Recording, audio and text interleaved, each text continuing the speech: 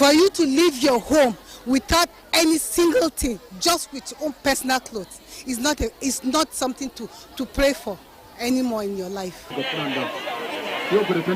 More than 400,000 people who were displaced are being sheltered in night camps in Maiduguri. An air survey carried out by the United Nations World Food Programme showed that food, shelter and clean water are the immediate needs of the people. You know, the flood has affected them. They can't have access to their banks even. So what we decided to do is to give 10,000 naira to each of the heads of household, both male and female heads household. This is what we are doing. Then subsequently we'll distribute food and non-food items to all of them. So far so good. We have mobilized cooks and they have started cooking food in this camp. WFP established kitchen in 3 camps, providing meals to the displaced persons. The Food and Agriculture Organization of the United Nations said floods in the northeastern states of Adamawa, Borno and Yobe states have compounded the food security challenges in the northeast. United Nations organizations therefore appeal for more funding to support the ongoing humanitarian response, early recovery, including food and non-food items. Musa Baba Aliyu, NTA News. Now, FCT Minister of State Dr. Maria Mahmood has assured FCT residents that the Federal Capital Territory Administration is totally committed to meeting their health needs. Aisha Ubali reports that the minister gave the assurance at the flag off of a medical outreach under the Renewed Hope Medical Mission, targeting more than 3,000 beneficiaries. A health issue that occurs that we don't know before. So during pregnancy, they educate us to keep going for checkup. It has not precedented. It has never happened, and we are seeing it for the first time. So it's a welcome development. Good to know that the federal government actually have the masses at heart, and something regarding health is something that people take very paramount. These are some of Buhari's residents expressing excitement about the outreach the FCTA Health Secretariat is coordinating. It is said that when women take charge, there is always an impact, let alone women medical doctors. The duo are medical doctors heading strategic positions in the FCTA. The Minister of State, FCT, Dr. Maria Mahmood, and Mandate Secretary for Health, Dr. Adedola Bofashawi, engaged in patient consultation at the free medical outreach. If you look at our hospitals, a lot of them are predated. They are old buildings. We're starting to look at best practices, building new hospitals, hospitals that people will come from out of state to access quality care. I'm happy to see the attendance. People are out for this outreach, and this is what we want for the people that need us to feel us, to know that we are for them.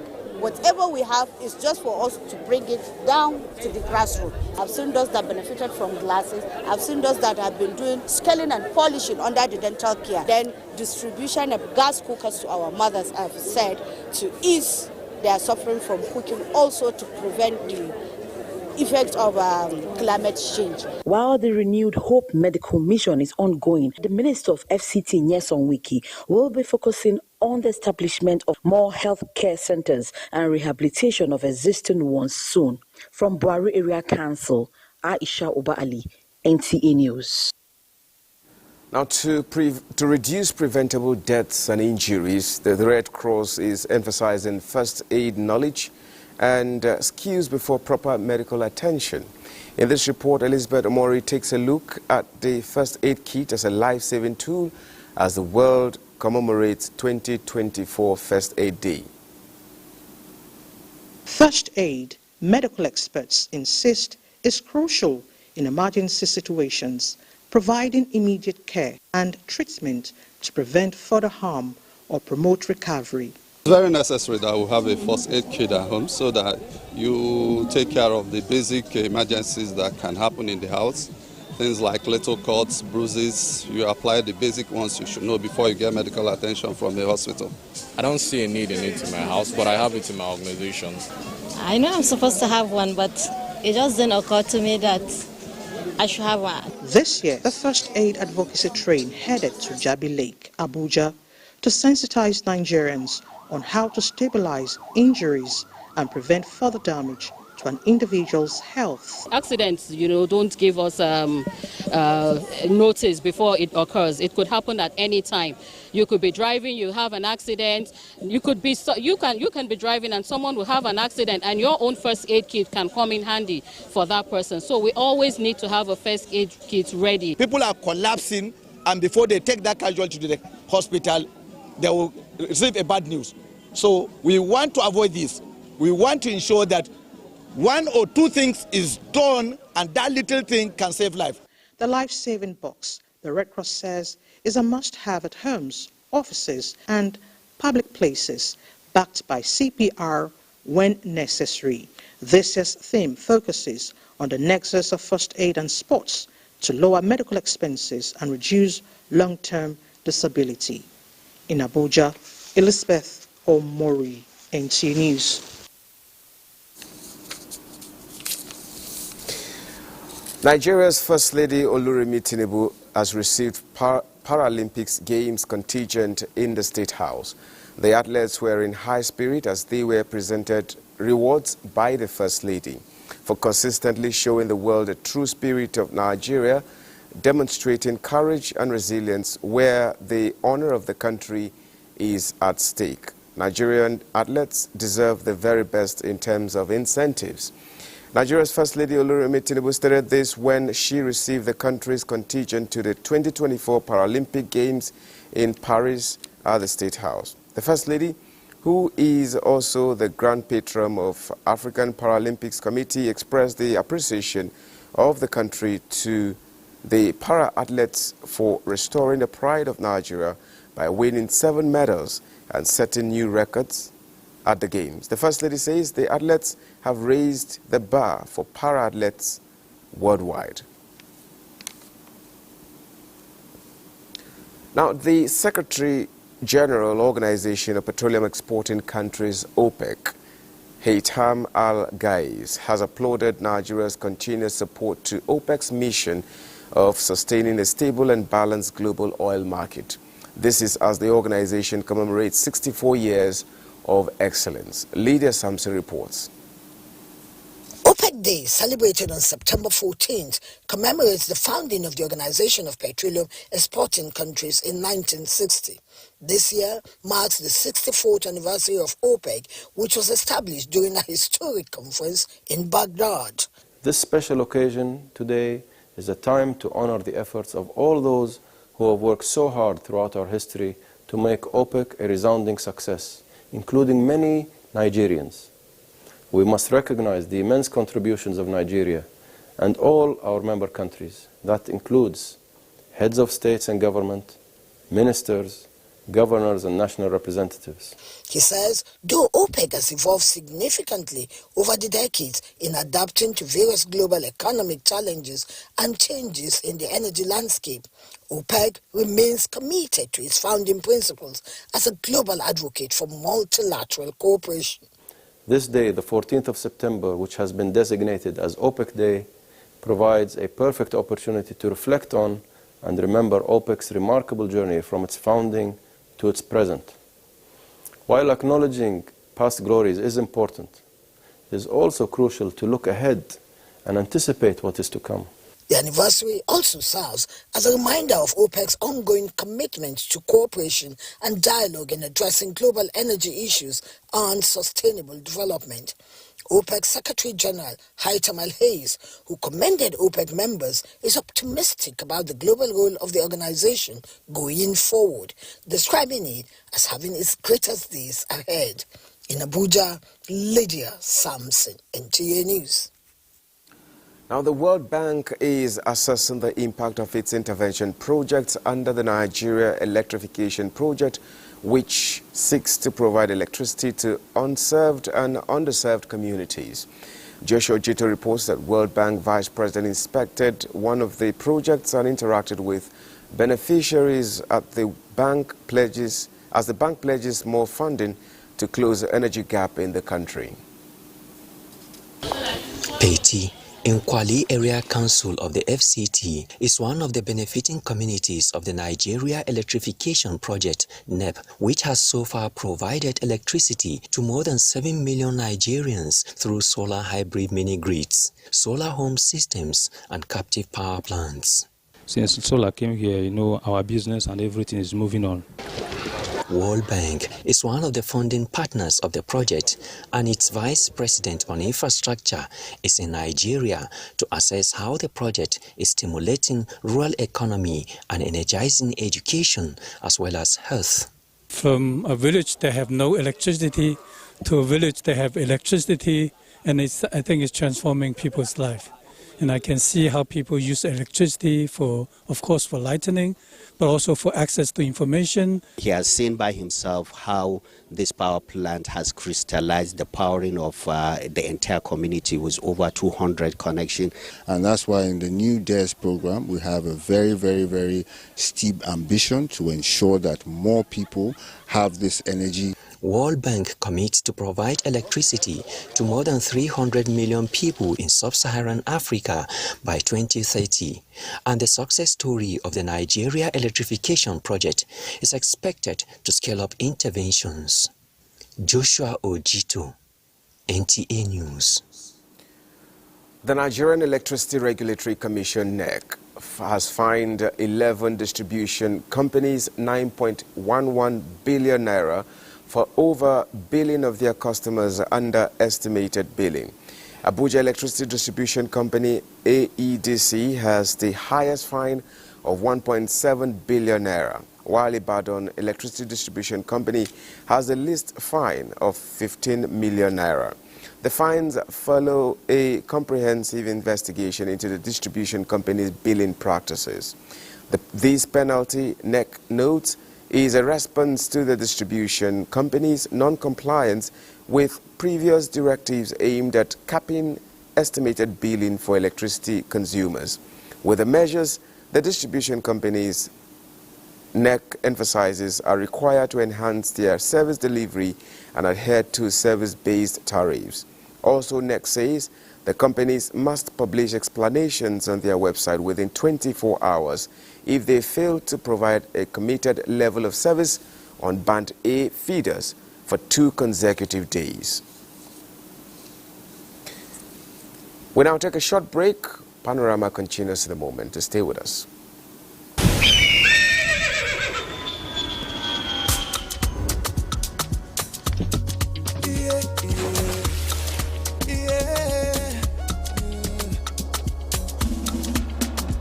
From the Atlantic across the savannah to the Sahara, we rise, a land of the free, we know they tire. We dream great, our spirit is undying. Resilient, rooted like palm tree, we sway in colors, we turn dark into light, we make solutions, we ignite passion, yeah. Diversity is unique, we have more than just a nation. We are Nigeria, strengthened in unity, we know they carry lives. We are Nigeria, together live the dream of a land with great destiny. We are Nigeria. I am the real Nigerian. Brought to you by the National Orientation Agency, NOA. Imagine lovely meals you can cook with these ingredients. You spend heavily, but no guarantee of a tasty meal. Not making a right choice of seasoning cube can ruin your meal, money, and confidence. For a tasty meal, do not compromise. Choose Gold. Use Terra Gold for the rich, consistent taste your loved ones crave for. Good for soups, stews, and jollof. Terra Gold. 1 cube, endless possibilities. The federal government of Nigeria warns vandals of national assets, electricity transmission towers, cables, and other facilities to desist from this act of sabotage. Vandalism is a serious crime, punishable under the law. Vandalizing electrical equipment will affect millions of Nigerians, including your loved ones. Remember that national assets belong to all of us. Hence, hence the need to protect them. Report all cases of suspicious movement around electrical facilities to security agencies. When you see something, say something. This message is from the Federal Ministry of Information and National Orientation in collaboration with the National Counter-Terrorism Center, NCTC, Office of the National Security Advisor.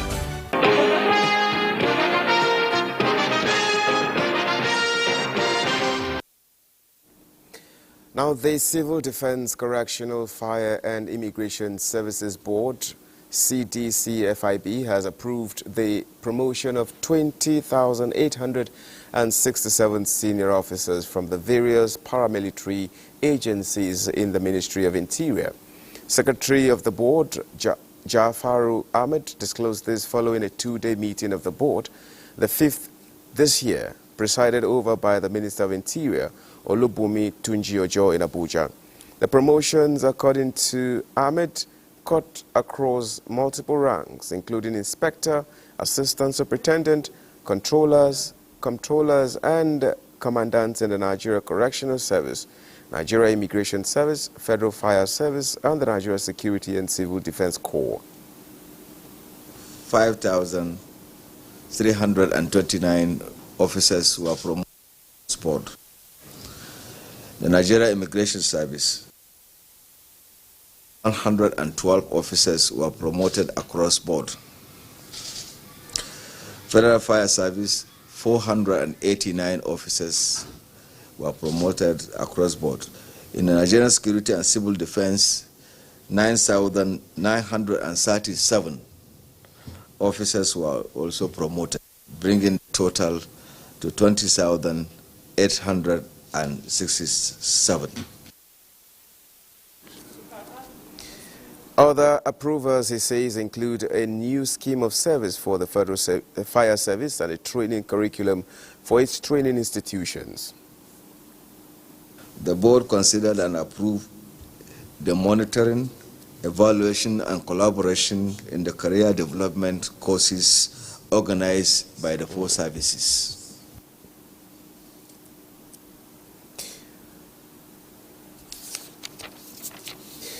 And now, let's join our correspondent live. Correspondent Austin Demodu at the Stephen Keshi Stadium, Asaba. Can you hear me? If you can hear me... Yeah, I can hear you. Okay, of course, thank you very much. Right here at this... Please, if you can hear me, please give us an update on the 8th ongoing National Youth Games. What's happening there, please? Thank you very much. Right here, you can hear from the background, we are witnessing the big one, the athletics event, where we have the 4x400 meters mixed relay going on right now as we talk. And of course, just a few minutes ago, the 100 meters male and female were concluded here. And unfortunately, the defending champions in the male category, in the person of Jerome Clifford, could not compete because he has hit the age of 16 this year. And of course, the same with Lucy Okonkwo from Anambra State, who also is the fastest woman in the junior category in Nigeria. Unfortunately, she will not be competing as well in these games because of the age limit. And that is why the federal government is looking at reverting to the original age of 17 years to ensure that these athletes transit maybe at the age of 17, 18, they should be competing at the highest level, at the senior level of the National Sports Festival or even the Olympics. As I'm talking to you right now, we have other events that are going on. The shot put male finals is ongoing right now behind me. In a few minutes, we are going to witness a gold medalist that will be emerging from the shot put men's final that is going on right here at the Stephen Keshi Stadium. It has been a whole lot of activities going on. Remember that the medals have started rolling in as at yesterday evening. We have... okay, thank you so much. Thank you so much, we Steve. have Thank you so much, 6 gold Austin medal Edemodo. for We really Team appreciate Delta, your update 4 from for, the Stephen Keshi Stadium, Asaba. Thank you so much for your update. And now moving on, as part of the renewed commitment to ending acts of terrorism ravaging the northwestern part of the country, the Defense Headquarters has introduced a new military operation in the sub-region. The Chief of the Defense Staff, General Christopher Musa, unveiled the operation while on a courtesy visit to Zamfara State. Governor Dauda Lawal at the Government House, Gusau. Jamilu Ibrahim tells us more. The ongoing military operations aimed at stemming the tides of the criminal elements terrorizing people of Zamfara State are obviously making positive impacts. This is evident in the recent killing of some notorious kingpins. The Chief of Defense Staff, General Christopher Musa, who was on a working visit to Zamfara State, interacted with Governor Dauda Lawal at the Government House Gusau on the new measures being put in place for better performance. General Musa, who said President Bola Tinubu has approved the deployment of more personnel and warfare equipment to the northwest, also unveiled a new military operation in the sub-region codenamed Operation Fansanyama. What we are going to do now is we are turning the operation into a theater, just like how we have in the northeast. The theater means we have a central commander who is the Joint Task Force commander. Then we have the component commanders who will be the GOCs 1 div and the GOC 8 div. And then so that all our operations are going to be together. Then we'll have component commanders. Governor Dauda Lawal applauded the military and other security agencies in the state for their gallantry in the fight against the marauding terrorists. My government is fully committed to cooperate with the military and other security agencies in the state. And with the comments you made, I'm very, very optimistic. It's a matter of time. Peace will return to that same Zamfara that you knew about. Special prayers were also offered for the repose of the souls of some security operatives recently ambushed by the terrorists along Gusau-Funtua Road. In Gusau, Jamilu Ibrahim, NTA News.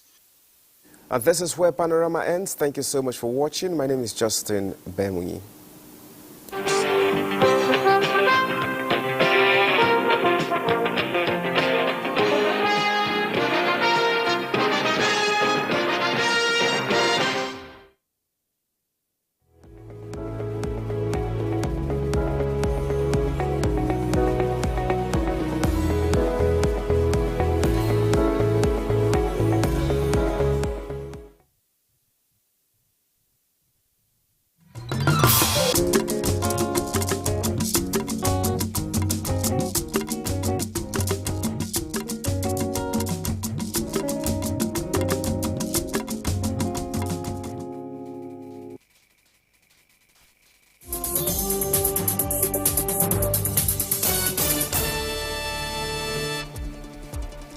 Hello, I'm Esther Gidu. Welcome to Africa 54. Here's what's coming up.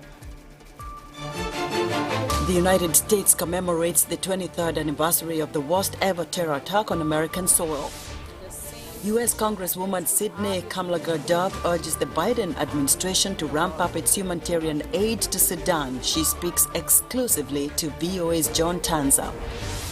And an African Union report reveals drug and substance abuse is becoming a disaster in developing countries, and Kenya is among the most affected by the menace. All this and much more coming up on today's Africa 54.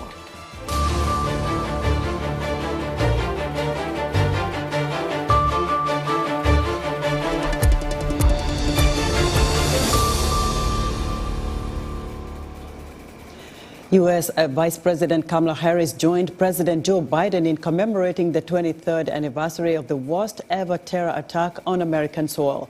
In January, America's new president, whether it's Harris or former President Donald Trump, also at the ceremonies will continue to face a range of threats. VOA White House correspondent Anita Powell reports from Ground Zero in New York, from Shanksville, Pennsylvania, and from the Pentagon. Oh, say, can you see by the dawn's early light? It was here on a cruelly beautiful September day that the world changed. The worst terror attack in U.S. history started here in 2001 with 2 hijacked planes smashing into New York City's iconic landmark, the World Trade Center Twin Towers.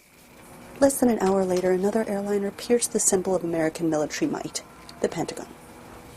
And then again, that same terrible day, a final hijacked flight came to a tragic end here, in this desolate field in rural Pennsylvania.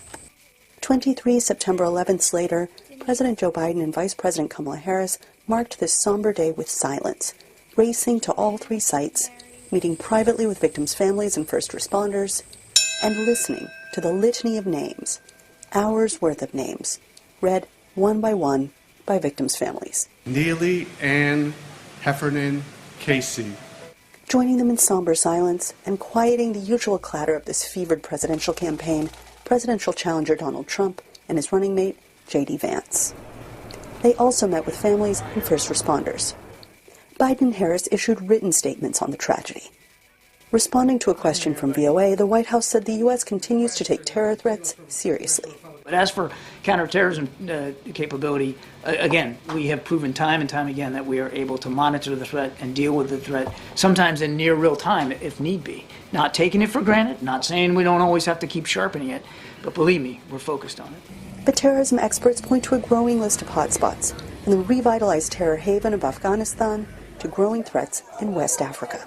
We've seen a rise of ISIS-affiliated groups in West Africa, as well as a rise in al-Qaeda-affiliated groups in West Africa.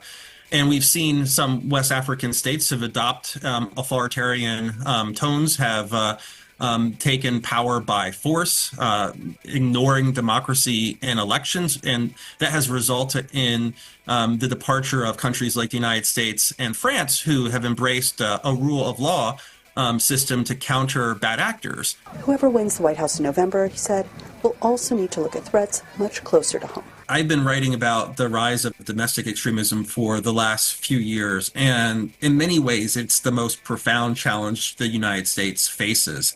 For a few reasons. First, there has been an explosion of polarization in the United States, putting politics aside, but politics is part of that polarization that we see, that has resulted in a rise, especially in the early 2020s, of groups that have neo-Nazi sympathies. We love you so much and we miss you so much. A whole generation of Americans has grown up since that terrifying, clarifying, clear-skied autumn day. But for the next Commander-in-Chief, there is never a time to breathe easy. Anita Powell, VOA News, in New York, Shanksville, Pennsylvania, and the Pentagon. Democratic U.S. Vice President Kamala Harris and Republican Donald Trump are each visiting swing states on Thursday as they try to woo voters in what appears to be a very tight race for the White House. Harris is holding rallies in Charlotte and Greensboro, North Carolina, while Trump tries to fire up supporters at a rally in Tucson, Arizona. VOA's Dora McCaw explores whether Tuesday's debate changed people's minds about which candidate to vote for.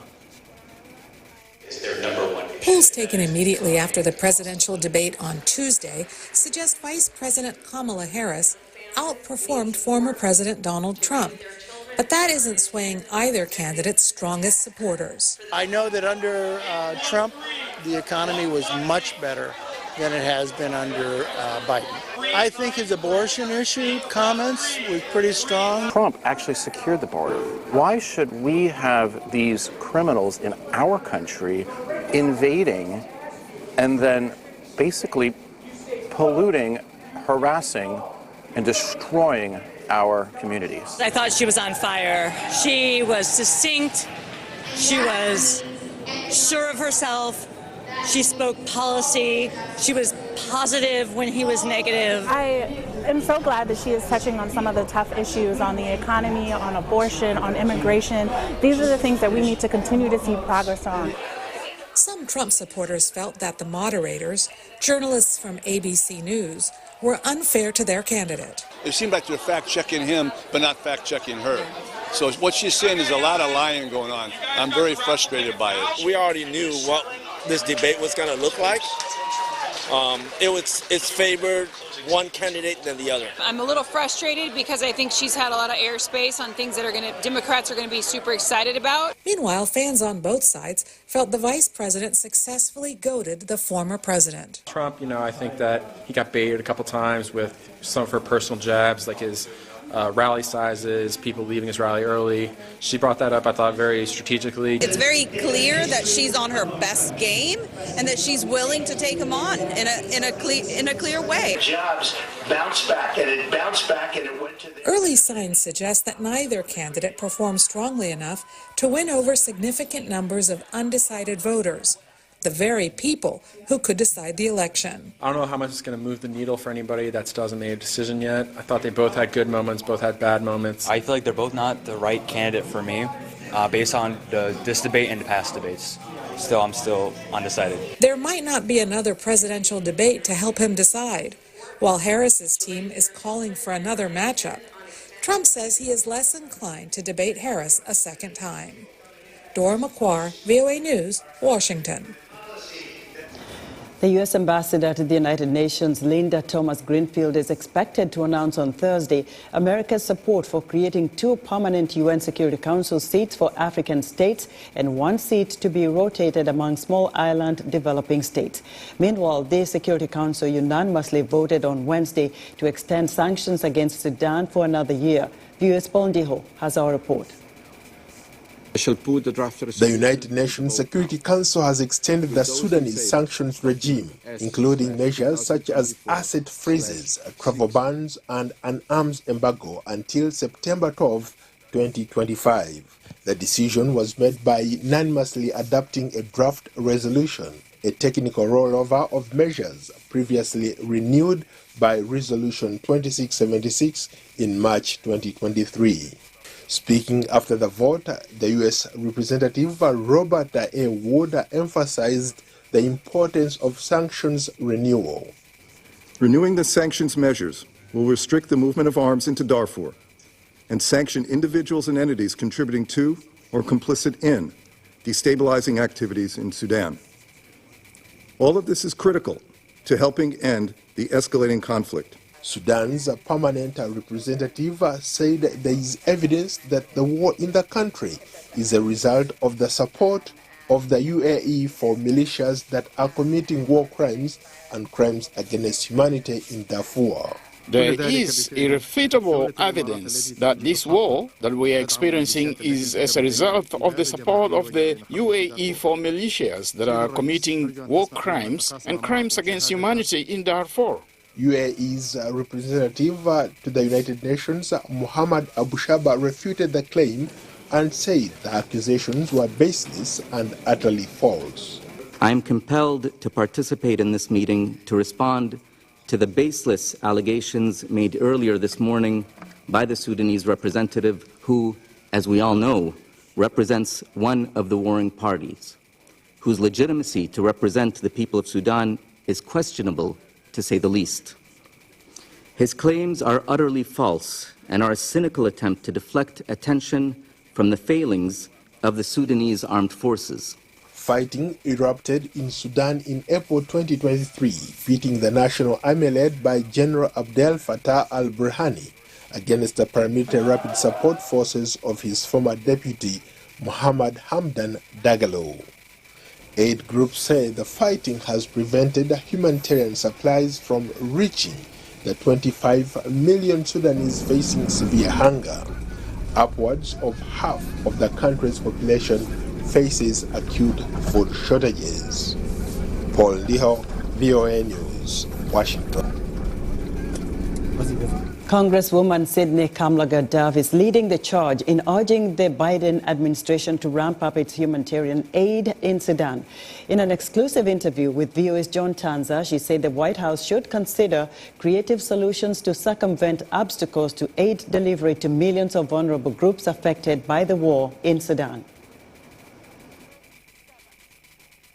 50 Democratic members of Congress signed on with me to ask this administration to do more. We want them to raise the awareness of this war, get Secretary Blinken out in front. We want to rally our international partners to also take this more seriously and pledge more dollars to help with the support around humanitarian aid delivery. Because if we are not taking the lead on this, then it will signal to the rest of the world that this is not important, and of course it is.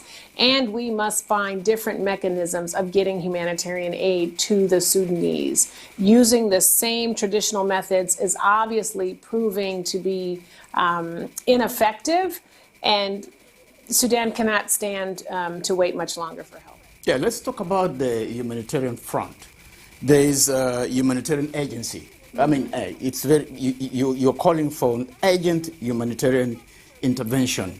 Why? Because people are dying. In the next 4 months, it is estimated that 2.5 million people will die. Famine has erupted. Deaths are happening every day. And the warring parties are working together, in my opinion, to prevent the delivery of humanitarian aid. It is unconscionable and it is inhumane.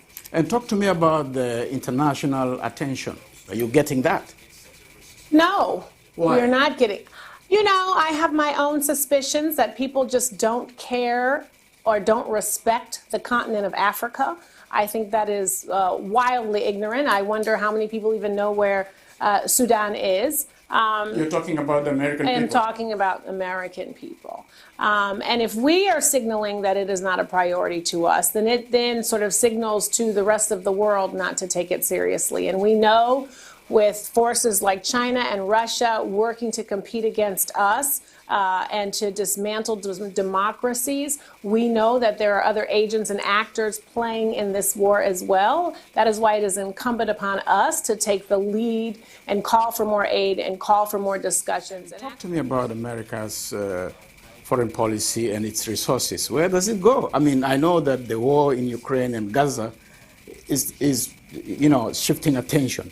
But talk to me about the resources. Well, I really applaud the Biden administration for saying no to isolationism. They finally got a special envoy to the Sudan, a year too late. But he needs to be supported with more resources and more staff. It is very important that Secretary Blinken show his face more on the continent and remind folks that this administration cares. I am certainly hoping that we can have a reauthorization of AGOA. But we also must continue to talk about the conflicts that are happening and the impact that they have on their regions and their neighbors. That was U.S. Congresswoman Sydney Kamlaga-Dove speaking to VOA's John Tanza.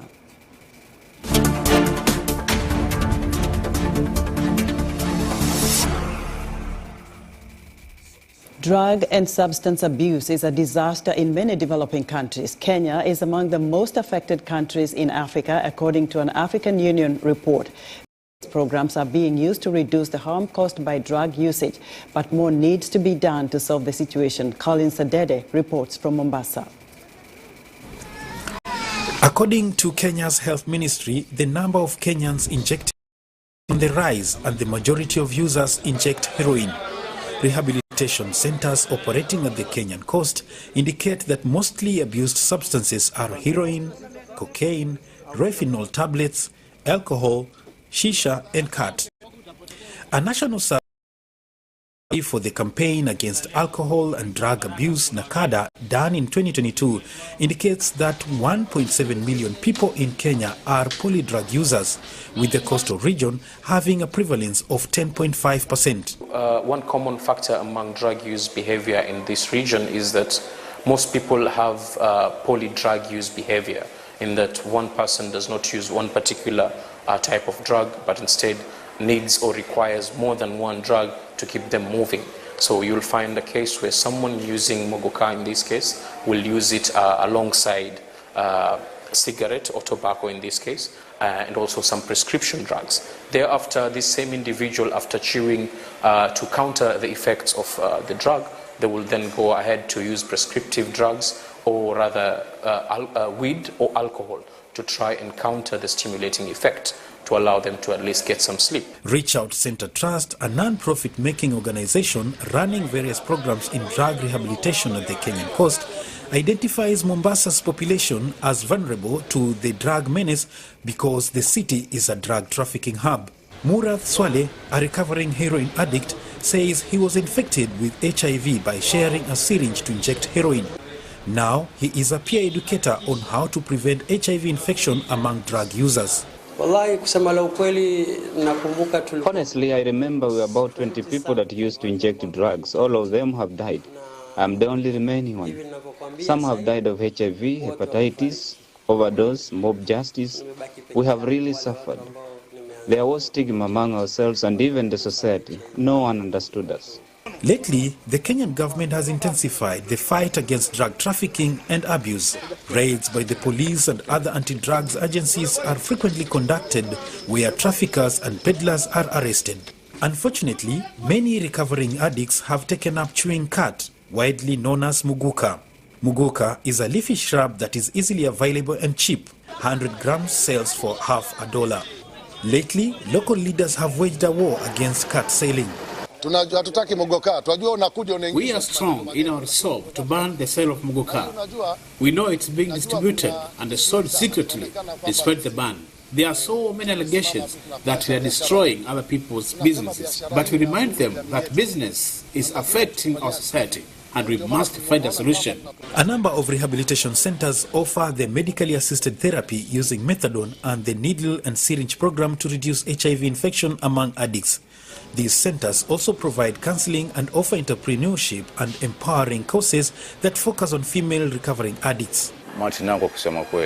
Honestly speaking, the MAT program has been of help to me and many other youths addicted to hard drugs in this community.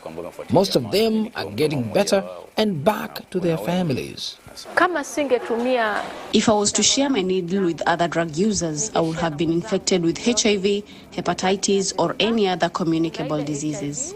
Despite the gains, Abdul Sabur at the Reach Out Center Trust says unfortunately there are very few rehabilitation centers enough to cover needs in Mombasa. For people to be helped through rehabilitation, we need experts who are trained professionals in trying to assist this. This is also quite, the availability of such, say, professionals is not so common along this coastal region of Kenya, and that said makes it a bit difficult to try and bring on board personnel and human resource to try and help these people. Collins Liberty Adede for VOA News.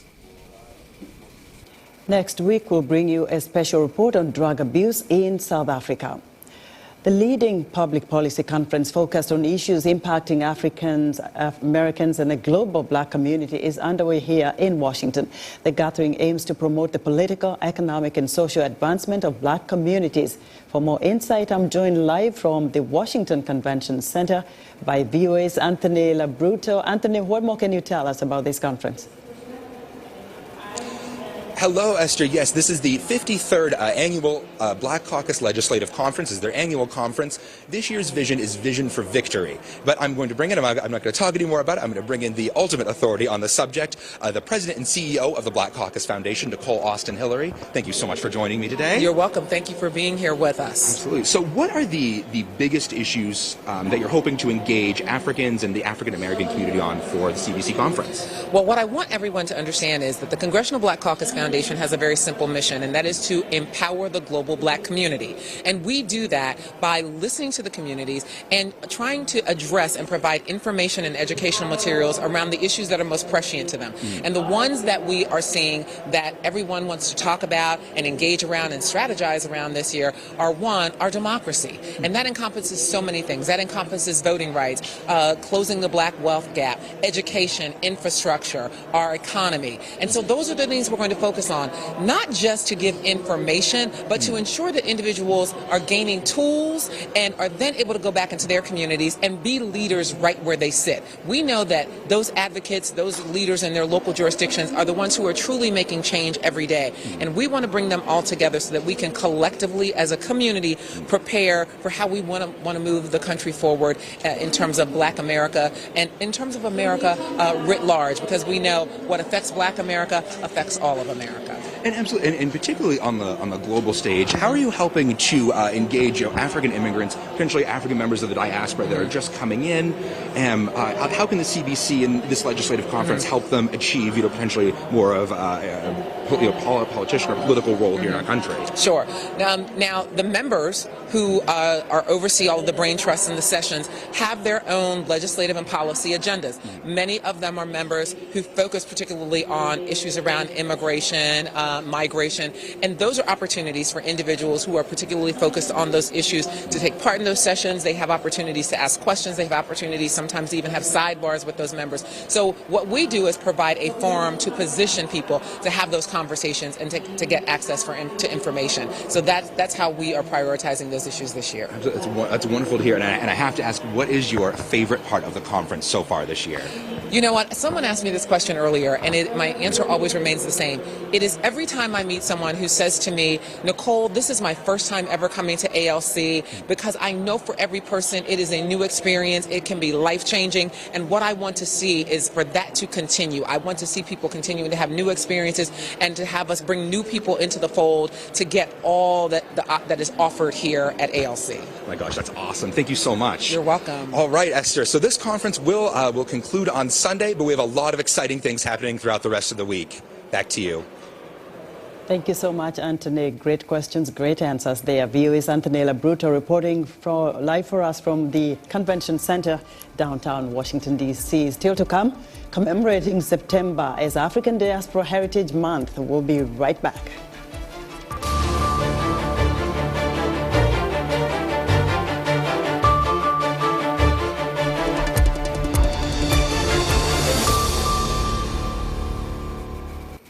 In other news, a passenger train in South Africa has been transformed into a mobile health facility to provide free medical care across the country for the sick, young and old who often struggle to receive the care they need at the crowded local clinics. The train carries health workers on a journey that delivers primary health care to about 375,000 people a year.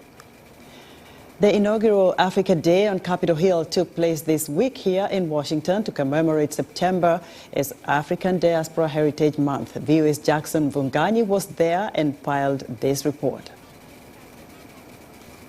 Organizers of Africa Diaspora Day on the Hill say that they hope that this first-of-its-kind event becomes an annual gathering with recognition from the U.S. Congress. The event attracted mostly members of the African diaspora in the Washington, D.C., Maryland, and Virginia regions, with hopes to connect and network with each other on issues regarding their growing community. Ugandan-born Deogracius Kawunde says that his community is calling on Congress to set aside an Africa Day in the U.S. We are here today, a very historic day, the inaugural African Diaspora Day on the Hill. As American citizens, we are here to lobby our congressmen and women to focus on African issues, more specifically for us, we in the diaspora. We are trying to make sure that in September is Diaspora African Heritage Month in Virginia and Florida. We want to make that a national month, recognizing the contribution of the African diaspora in the American civic and other sectors of life. So it's a very important day for us to start this over here and make sure the African issues, the African diaspora issues, are taken care of every single session of Congress. And hopefully we can make this an annual event. Change the way.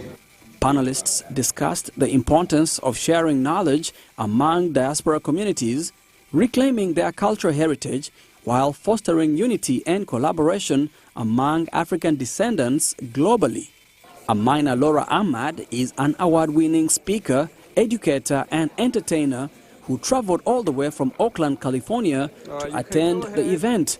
I'm here representing the Black American and Jamaican community as born-again Africans. I'm very passionate about us as Black people around the world reconnecting to our roots so that we can come together and blossom the best fruits. So I really appreciate this convening today, bringing us together. And this is the first, but it won't be the last. So I want us to know that we are all one people, one aim, one destiny, one Africa. Ashe. Kawunde says that with the U.S. elections approaching, he hopes that whichever candidate wins will have Africa as part of their agenda. Now that the elections are coming for the USA in November, we as Africans, we have very specific interests.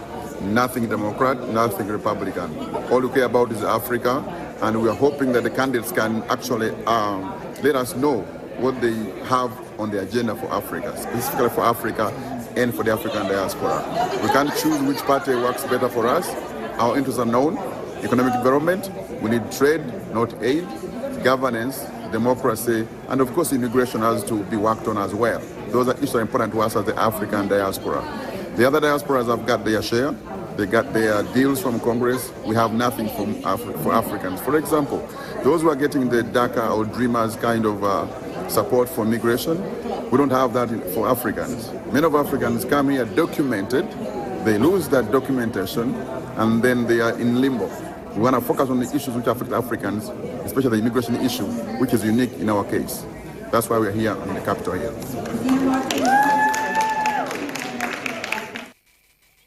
And that's it from us today. We'll see you back tomorrow, right here on Africa 54.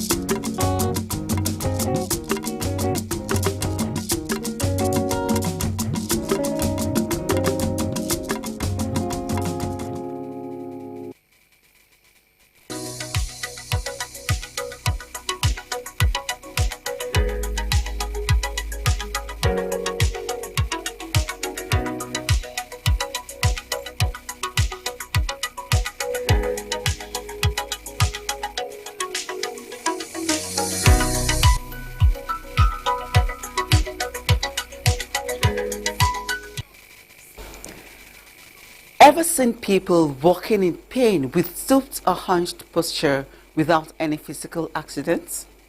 They most likely are victims of osteoporosis. Osteoporosis is a condition that affects millions of people worldwide, causing fragile bones and increased risk of fractures. But there is more to it than just brittle bones. In this episode of Global Health Digest, we will explore the complexities of osteoporosis with our guest, giving a comprehensive overview of the disease, covering its definition, risk factors, prevention, living with the condition, treatment, and future research. First, the background report will set the tone for discussions. I am Uche Ugochukwu.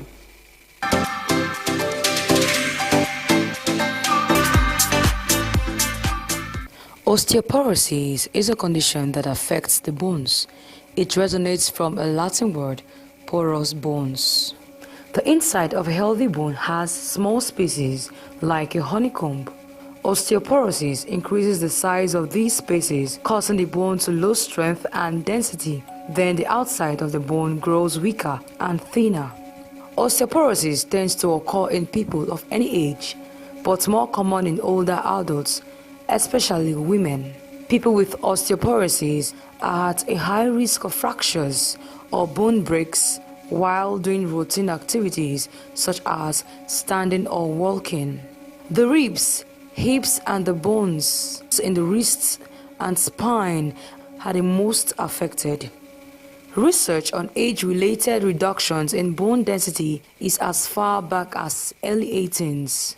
French pathologist Jean Lobstein coined the term osteoporosis. The American endocrinologist Fuller Albright linked osteoporosis with the postmenopausal state.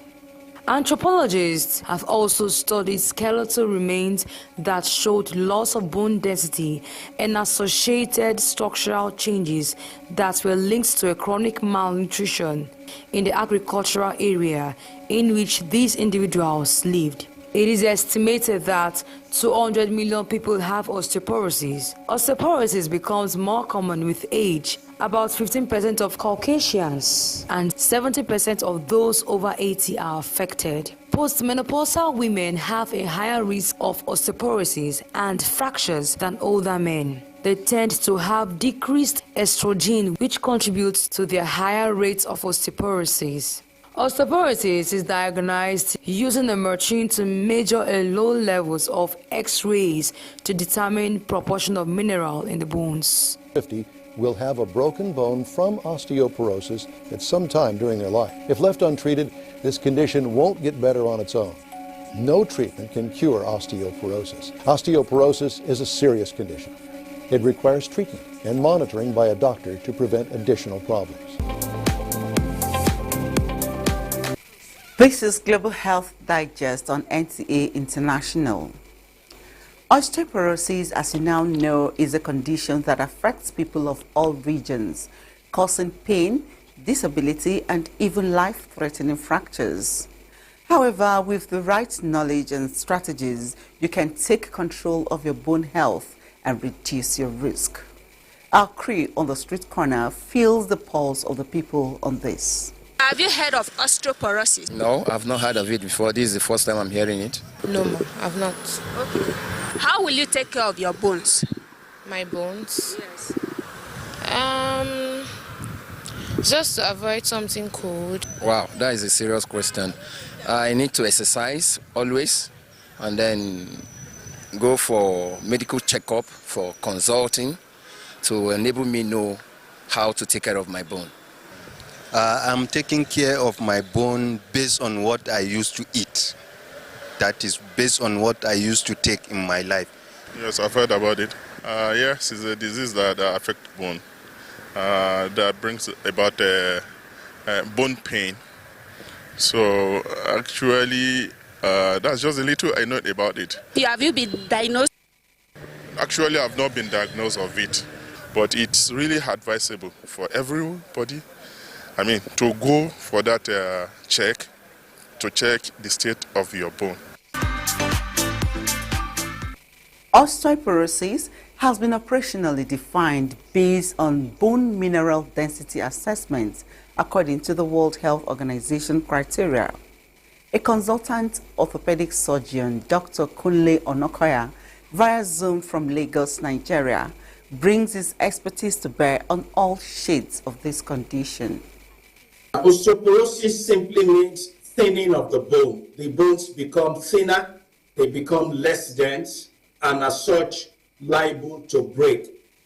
Normally, there is a process of remodeling bone, surprising as that may sound, in which bone is continually being removed and new bone is being laid down, being formed.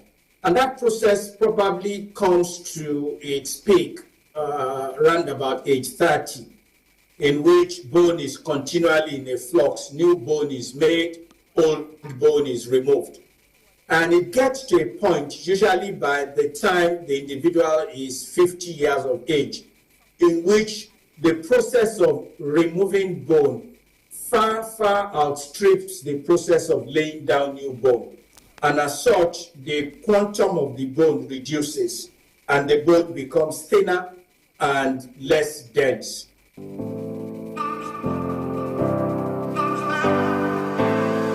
The obvious risk factor is that the bone is liable to break because now it is thinner, it is not as strong, it is not as dense. So it is liable to break.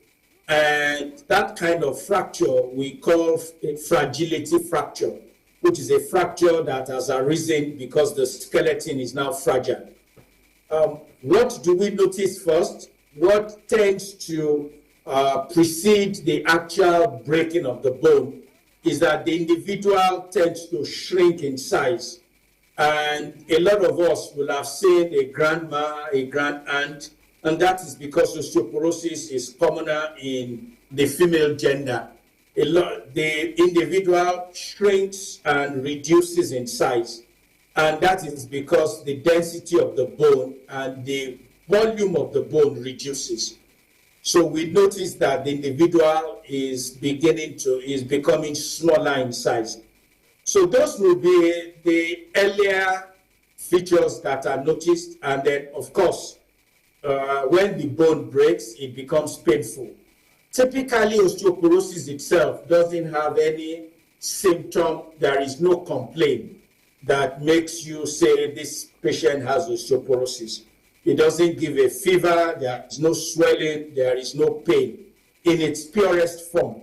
But again, when it is complicated by fracture, then you can have pain, you can have deformity, and those other things. With regard to who is at risk, age is a factor. As I said, that process of removing bone, in which bone removal exceeds bone deposit, it becomes much more pronounced after age 50. So age is a factor. An individual that is older than 50 years is more prone to having osteoporosis. Being female is another risk factor. The female hormones protect against bone removal, and when that individual reaches the menopausal years, after menopause, the level of those hormones tend to wane, and as such, there is now a risk of developing osteoporosis. Those will be the commoner risk factors. There are some drugs that if the individual is on them, then there is a risk because this process that I have described is more pronounced. For obvious reasons, I will not go into what those drugs are, but being on some drugs can present a risk factor.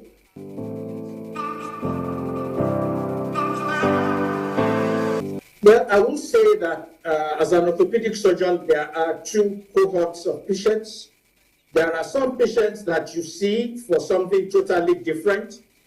And when an X-ray is done, you then see that the bone is very thin. The cortices of the bone is very thin, and there is a risk of fractures.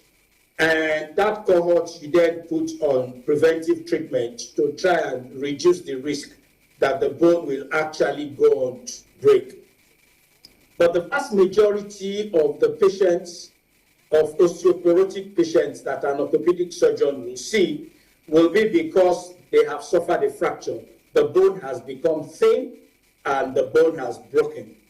In fact, because some trivial trauma is associated with that break, it is commonly thought that the patient stumbles and falls, but often science tells us that what actually happens is the osteoporotic bone simply snaps and breaks under the patient's weight. and because the bone breaks, the individual then falls. But again, the fragility fractures are common. We see them commonly. Osteoporosis, because there is no complaint per se, there is no symptom that makes the person come to the hospital.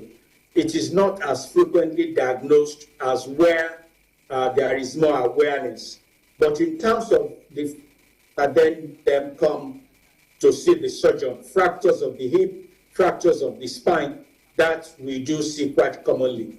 In the average orthopedic practice, you will see fragility fractures quite frequently, particularly fractures of the hip.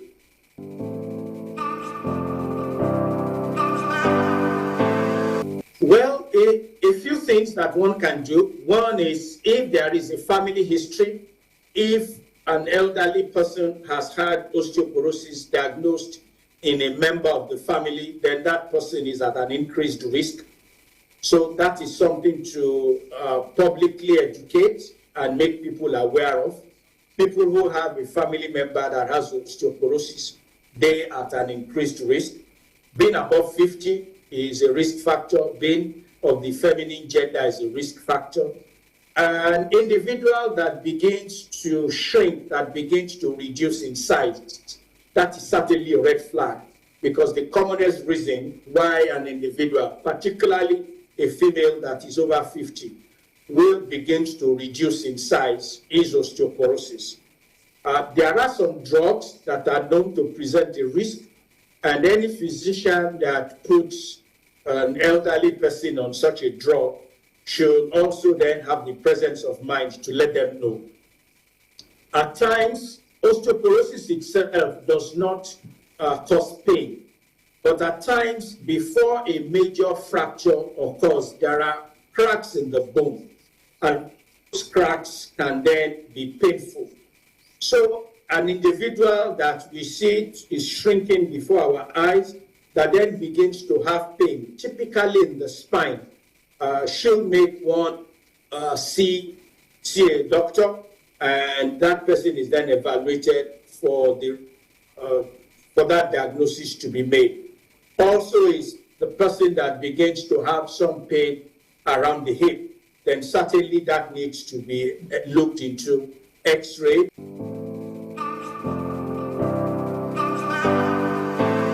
Every elderly person that shrinks should not be labeled as being osteoporotic. It certainly is a reason to take the person to hospital and have him or her, they tend to be elderly ladies really, get checked out. Osteoporosis is a definitive diagnosis. The diagnosis is made by doing a special kind of scan. That scan measures the density of the bone, and some calculations are made, and it is a definitive diagnosis. And until that diagnosis is made, yes, there could be red flags, as I have said, and those red flags should then prompt a hospital review. There is a definitive diagnostic tool that is available, and it is only when that scan is done and that diagnosis is made that that person should then be put on treatment. Until the person is made, my advice will be, please, if you are concerned enough, take the person to go see a surgeon and let them be checked out.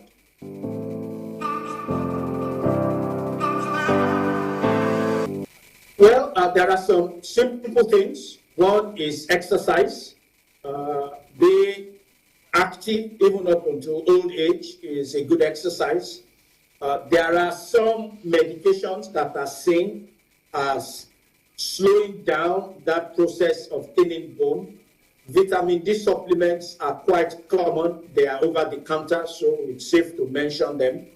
And there are other specific medications that can be given when the diagnosis is made. But certainly exercise is one of them. Exercise helps to preserve bone stock. Thou shalt not fall. Tell every elderly person to be careful. A fall is a significant event in the elderly, and to the extent to which they are taught to be careful and trip hazards around the house, sit in the bath rather than stand, have a bath, shower, sit, be careful of carpet ends so that they don't trip. Things that can cause the elderly to fall as much as possible should be removed. Because, as I said, when they fall, the bone tends to break. The bone can even break on its own without it. You can imagine what happens if they fall. The bone simply crumbles and shatters.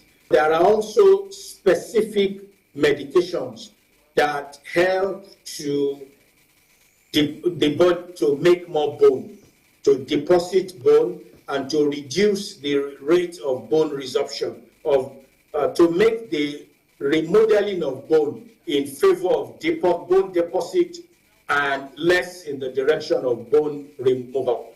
So yes, there are specific drugs which seeing the orthopedic surgeon in your doctor will be once the diagnosis is made. Yes, there are drugs that can be prescribed. Awareness and early action can make a significant difference, as Dr. Kule has emphasized. Let's explore how different regions are tackling this debilitating disease. Dr. Samuel Kwashilati, a senior specialist of trauma and orthopedic surgery from Greater Accra Regional Hospital, Accra, Ghana, also via Zoom, lets us in on the situation over there. As rightly said, it was thought to be a disease of the West. Rightly so. When you look at the incidence, it tends to be higher among the Caucasian population than us here. And there are a number of reasons for that. One, the basic thing, we don't do much research, we don't have much information here.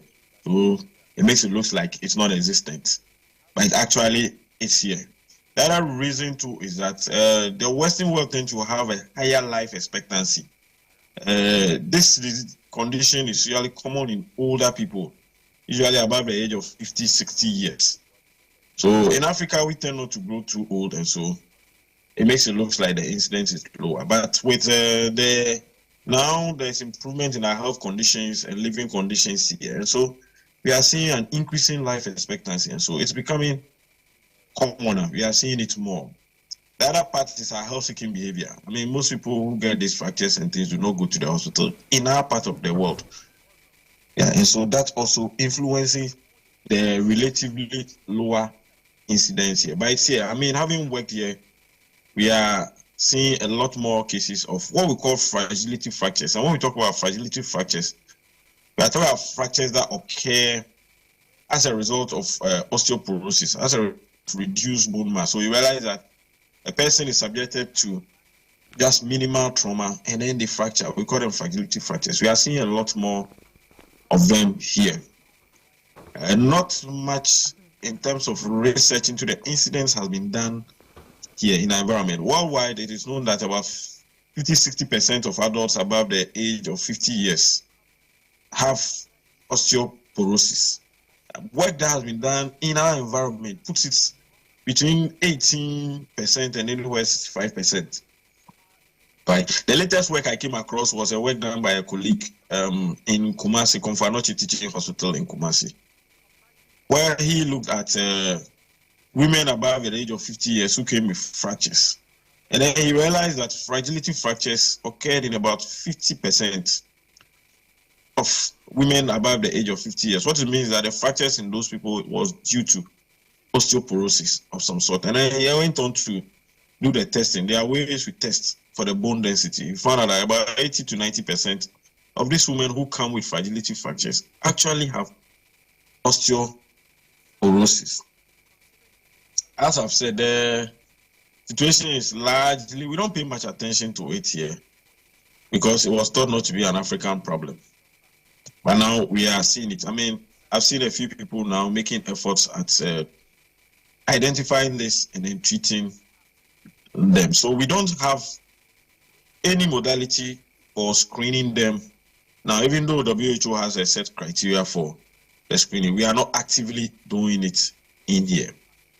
But as I said, in my practice, we are seeing these people, and I think it calls for a lot of action, a lot of concerted effort has been put into the prevention of these fractures, identification of people at risk.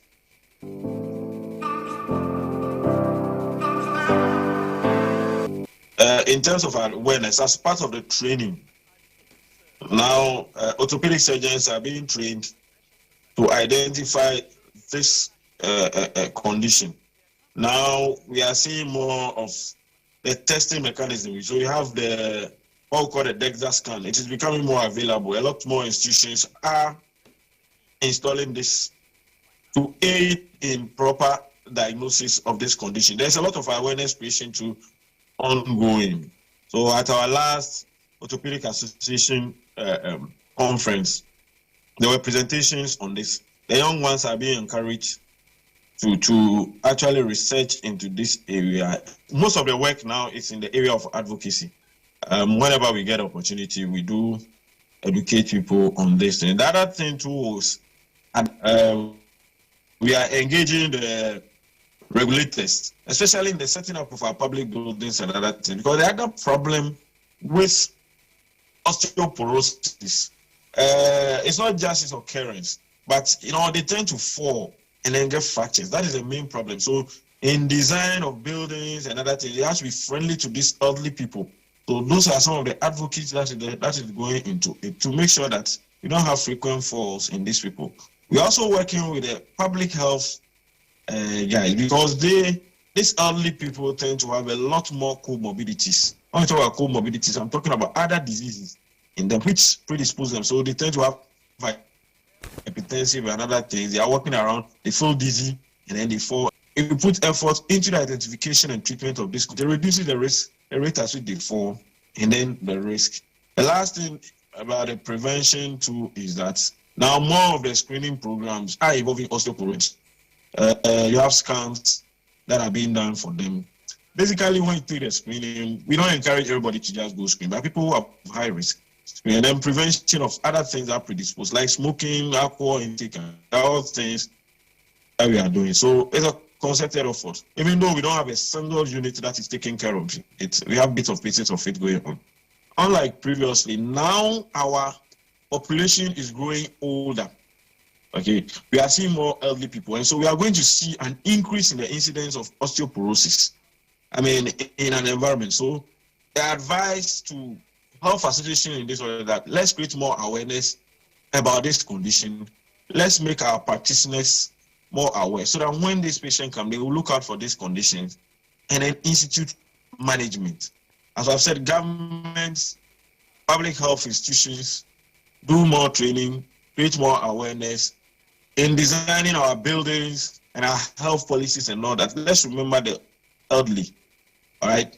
Now they are becoming a significant proportion of our population. So let's remember them. Let's design our buildings to fit them, to reduce falls in these conditions. The general public, please, when the old people, they fall, they have pain, don't go to the bone centers. Not that. Just come to the hospital. We'll fix them, advise you on what to do. So generally, that's my advice. And then government should take this thing seriously. Also, we are going to have a lot more disabled older people who is going to be a drain on our various economies. Well, osteoporosis may be a silent thief, but with knowledge and action, you can take control of your bone health. Thanks for being a part of this insight. And until we come your way again, same time, same station, take responsibility for your health. I am Uche Ugochukwu. Bye.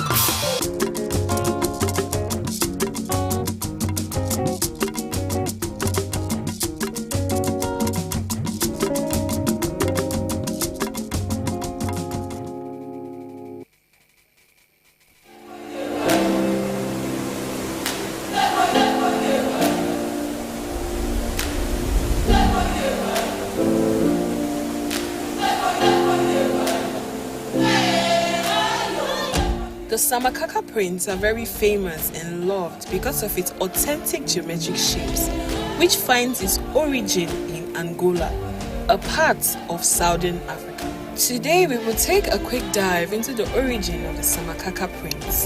The Samakaka prints can be traced down to a tribe called Mumila, located in southern parts of Angola. The Mumila people do not wear clothes traditionally.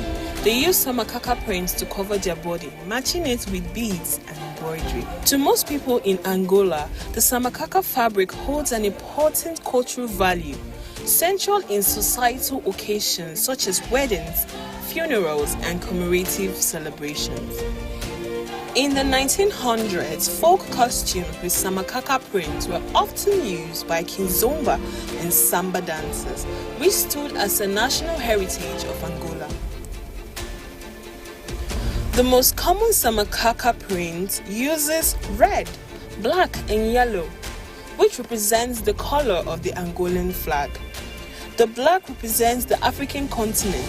The red represents the bloodshed from Angolan liberation struggles, and the yellow represents the wealth of the country. The Samakaka print has other color combinations, which include black and white, red, yellow, white and black, blue, yellow, white and black, pink, yellow, white and black, red, blue, green, white and black. In recent years, the Samakaka print is worn by both men and women of Angola. It can be worn on its own, paired with jeans or a legging. A waist belt can be added to make it chic. The Samakaka prints can be worn in different styles and sizes according to one's preference. Today, the Samakaka print is rather popular among people of African origin and also people that love cheerful and vivid patterns. The influence of the Samakaka print in modern fashion industry serves as a reminder of the beauty and significance of cultural value and heritage in our advancing world.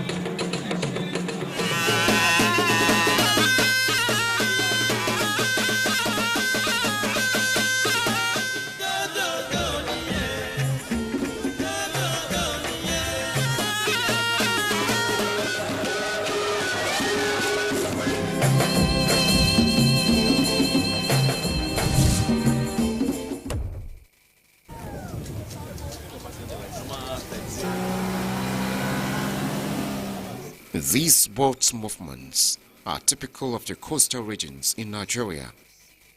The boat regatta depicts life in the riverine areas. They are those of the Ugbo Kingdom. Ugbo Kingdom is in a larger local government area of Ondo State, southwestern Nigeria. Ugbo Ilaji people are direct descendants of Osogogon Obamaki, who migrated from Ife to the present Ugbo Ilaji land on the directive of his father, Orofe, whom he consulted through Ifa Oracle. Osogogon was directed to migrate from Ilefe and move to an uninhabited land in order to avoid imminent war between his camp and that of Oduduwa. He was assured by the Ifa Oracle that they will be laid to a land where his descendants will have abundance of wealth and they will find what they will feed on till the end of time. This movement brought Osagogon to this sea coast of Yoruba land with its vast potential in fishing, salt making, distillation, palm oil production, as well as crude oil in present times. Osagogon and his people first settled at Oke, Maforagon, around present-day Oke-Igbo in Ondo State. Indeed, it was at Oke, Maforagon, that the Morami episode of Ugbo Exodus took place. Before settling finally at the present Ode Ugbo, the Ugbo migrants founded some settlements. Major among them include Oke-Igbo, Odigbo, Odaye, Itekpe, Agbaje, Iluagbo, and Orogwele, among others. Ugbo land occupies the entire coastal stretch of Ondo State, right from Abetobo to Hoye, and we are judged to be the most peaceful part of the Niger Delta region of the Federal Republic of Nigeria.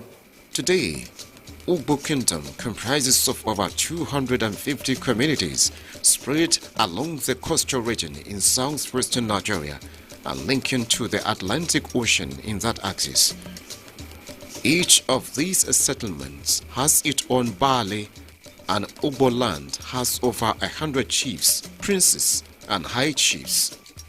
Some of the settlements that make up the over 250 communities are Ikorio, Bakira, Ogbonla, Arono, Oye, Ayetoro, and Ode Ugbo, which is the headquarters of the kingdom. Our crew has the privilege of exploring some of the communities and having a taste of speedboat movements, which the people are already used to.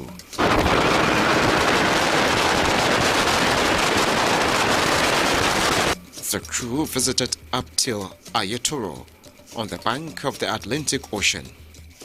The magnificent palace of Olugbo of Ugbo is situated at Odebo, the headquarters of Ugbo land. It today serves as the administrative headquarters of the kingdom, and it is from there that the present Olugbo of Ugbo administers his people. From inception to date, over 120 Olugbos have ruled the Ugbo land, starting with Osagogon Obamaki, who founded the kingdom after leaving Ife. He was otherwise referred to as Oromaki. A few other previous Olugbos of Ugbo Kingdom include Akerete, Ojadele, Agbodun, and Owo, among others. We have one ruling house in Ugbo land, the Ojadele ruling house, divided into 4 segments: Agbedu, Ojogo, Oyetayo, and Atarui. The present Olugbo of Ugbo Kingdom is Oba Dr. Frederick Obatero Akeroton CON. He ascended the throne in December 2009.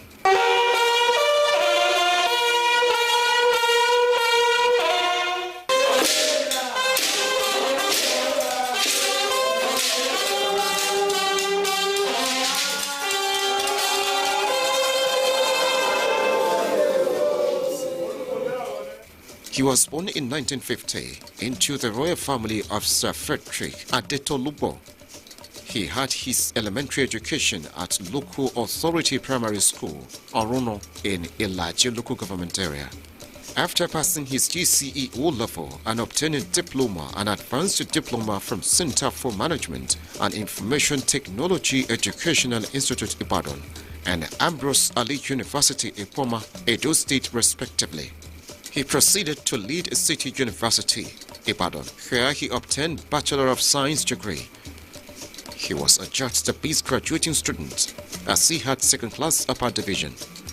The amiable royal father has obtained several certificates from home and abroad, attended several workshops, and has backed numerous honors, which include Manchester Business School certificates at University of Manchester, Doctor of Business Administration from Oxford Institute of Management, United Kingdom, first Nigerian recipient and member Clinton Global Initiative Award, and patron National Institute for Islamic Culture and Research, Abuja, to mention a few.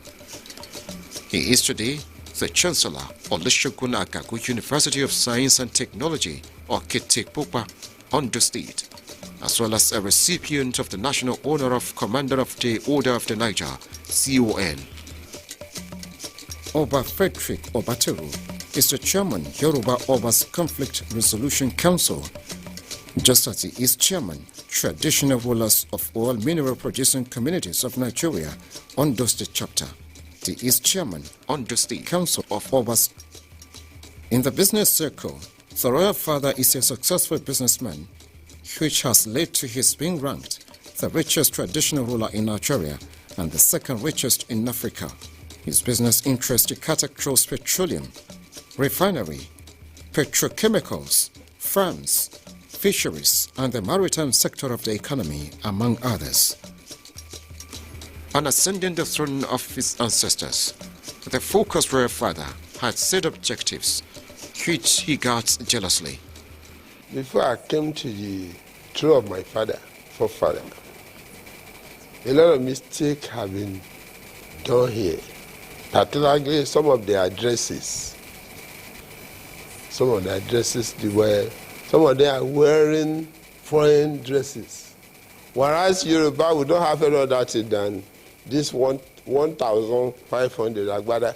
I changed them because I had the Abel command that as soon as I started the truth of my forefather, I would change it. And I changed it. There was a lot of a problem in this area.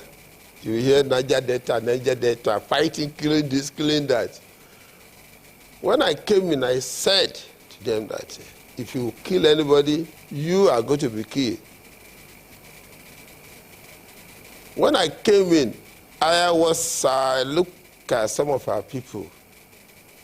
Their own is to go and fish go to Atlantic Ocean to go and fish. I made sure that I give them scholarship from, our secondary school, university level, some of the people PhD.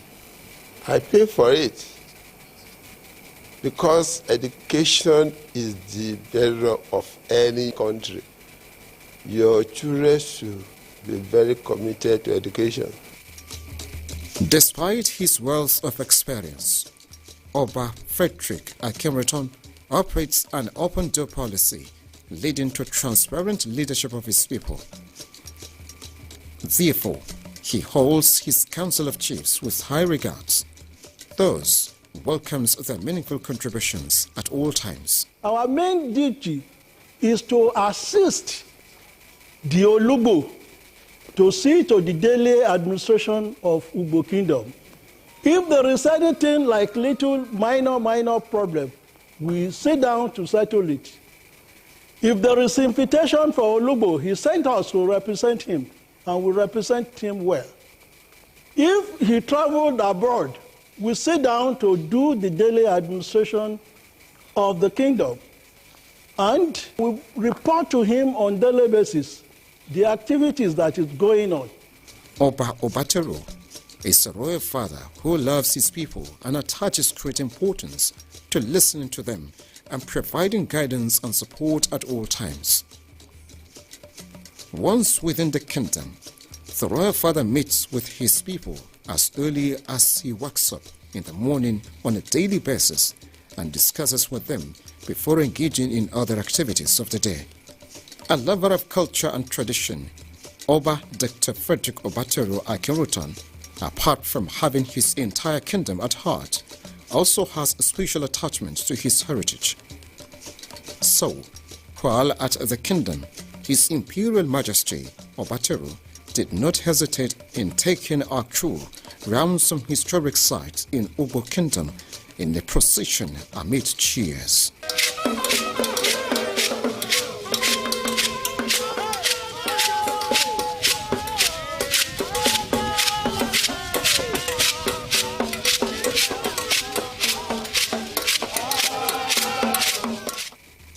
Olugbo is welcomed to his ancestral settlement at Ode Ugbo.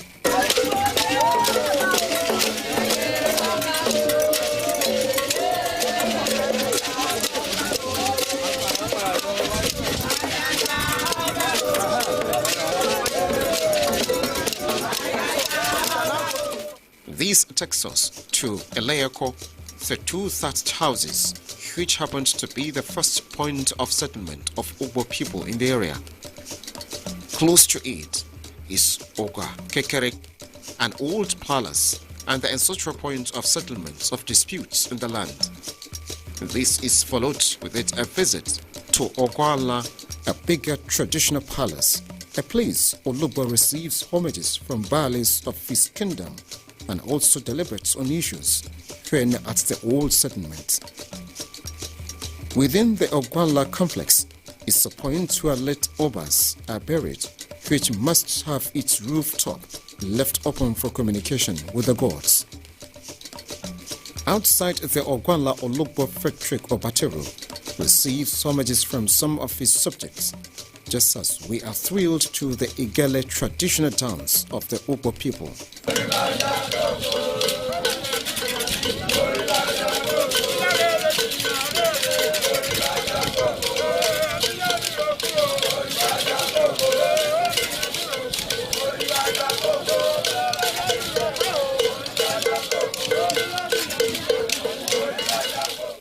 The Igele dancers were the tool with which the Ugbo people captured slaves in ancient times. Even today, the composition of the dancers is a near semblance of hefty nature of the dancers in ancient times. We are also led to Okiti, which is the point where a spiritual being that resisted the settlement of the Ugbo people in the land in ancient times was commanded by Osogogon to sink into the crown, which he did and never came out. The spot, which became a huge heap of sand, has remained so since the occurrence of the incidents. No woman is allowed to climb the Okiti because if any does, she will remain barren throughout her lifetime, according to the traditional belief of the people. Ugbo Kingdom is also blessed with Okorobojo. It is a spiritual pond full of blessings. At the pond, prayers for wealth and solutions to infertility are offered and answered.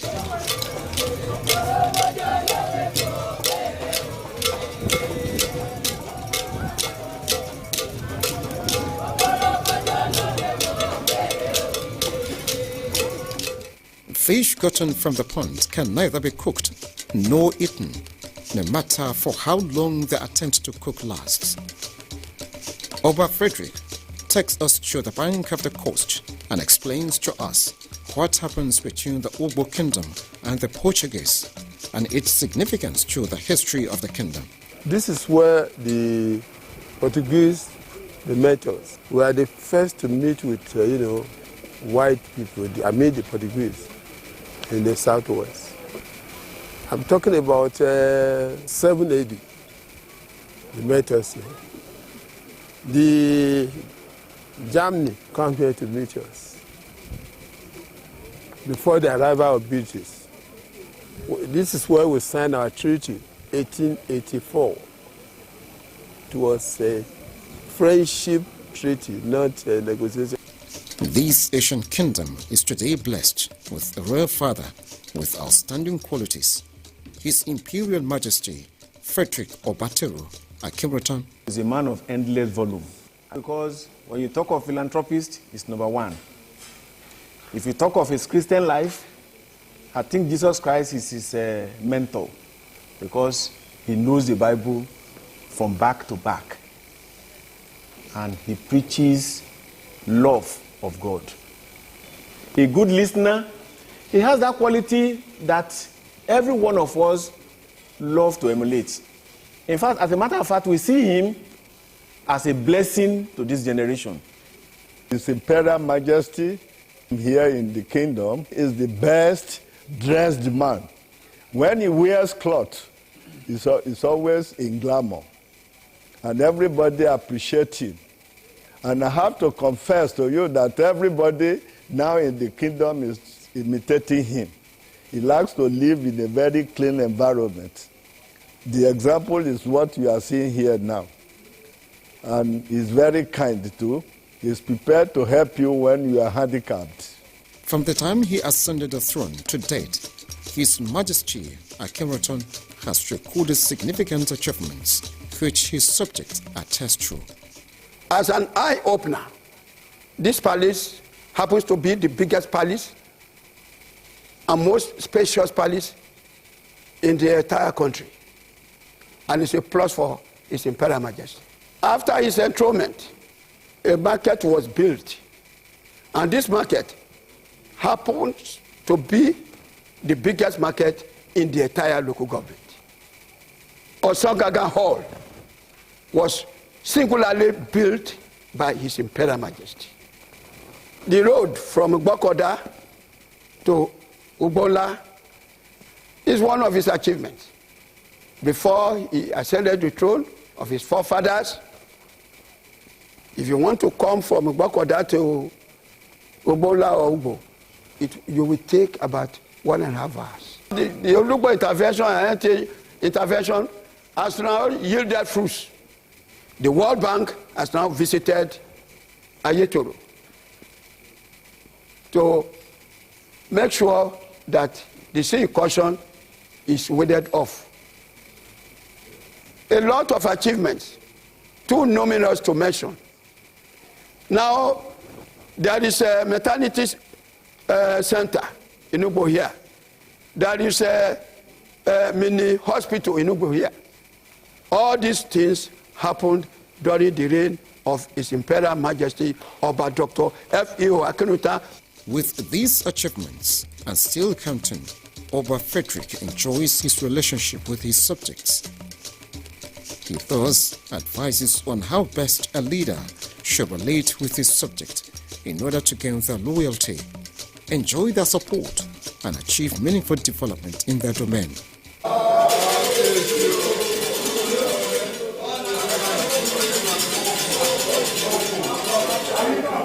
For you to gain the loyalty of your subject, you have to be transparent. Your people have to believe in you, that you are upright. If your subject are not believing in you, they look at you as somebody that say this, when you get there, they go into another thing. They will not take you serious. Your yes must be yes, your no must be no. That is it. That is what you call integrity. If you don't have integrity, forget about life. While His Imperial Majesty Obatero Akinruntan emphasizes that justice, fairness and tolerance remain key in achieving a more united Nigeria, the monarch strongly believes that when given the desired support and recognition by government, traditional rulers can cement the bond of unity and peaceful coexistence which Nigeria desires. The federal government has to support you. We have done it already. The thing has been done by the traditional rulers, particularly the first class Oba. What we are doing brilliantly in Abuja now. What we are doing, we are not doing it for our own. We are doing it to help the federal government of Nigeria to be united. Whether you are Igbo, whether you are Yoruba, whether you are Hausa, when we go to that meeting, nobody wants to know where you come from. All what we need from you is your advice. Use your advice that can make us united. They have to put us in their affair, but particularly in the Constitution. the role the Oba have to play in federal government and state government. The federal government should put us in the aim of affairs. Then we'll be united, so no problem. That's the way. Indeed, the Ugbo kingdom is a unique kingdom, and Oba Frederick tells us why it is so. One, we are from Ife. Before our great-grandfather left Ife, we have our great-grandfather there, the Oraife, who was the owner of Yoruba. He's half man, half spirit. Before he passed on, he has a lot of sons and daughters. One of them became an Oba, the Obama Osagogo. When he was at Ife, that was his name. And Ife is not the name of Ife, it just came after, when we left there. The name of that Ife is Ugbomoku. Ife was just a very, very small community. Out of 16 communities we have at Ife. The 16 communities have been existent before the arrival of Oduduwa. They have their own kings with their crown and their authority. And that was what Oduduwa meant. Despite the task of ruling the ancient and historic Ugbo kingdom, His Imperial Majesty Akhenaton keeps some of his hobbies. I enjoy myself occasionally.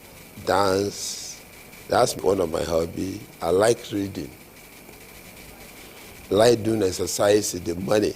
Exercise myself.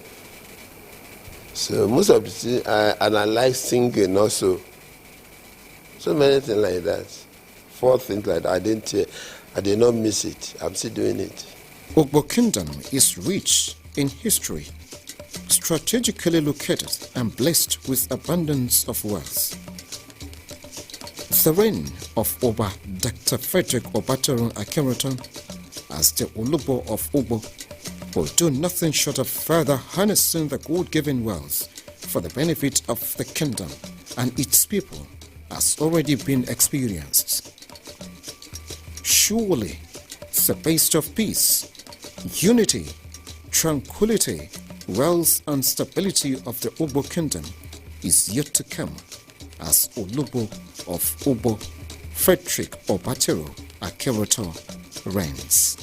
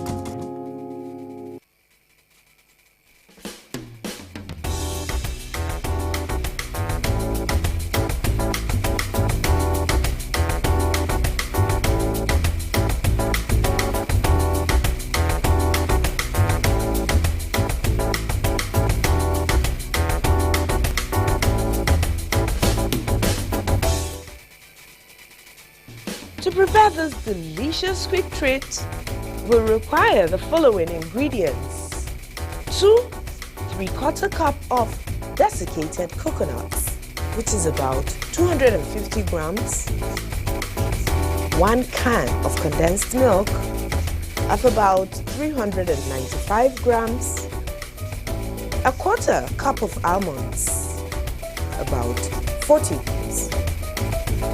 Now to the preparation. In a clean bowl, pour the 2 3/4 cups of desiccated coconuts. Empty 1 can of condensed milk into the bowl and mix properly.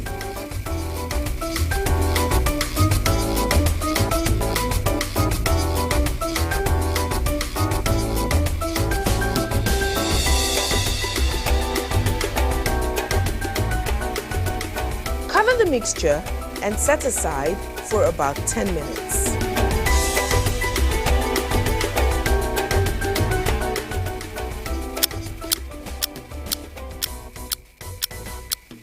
In a milk pot, pour 1/4 cup of almonds and pour in some water. Then boil over a high flame for 5 minutes.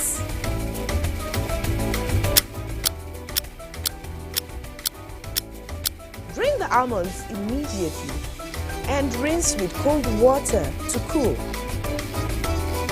Use your fingers to gently squeeze the almonds and loosen the skin from them. Blot the almonds dry with a paper towel. In a dry bowl, pour 1/2 cup of desiccated coconuts. Uncover the mix which you set aside earlier. Fetch some of it and form a ball.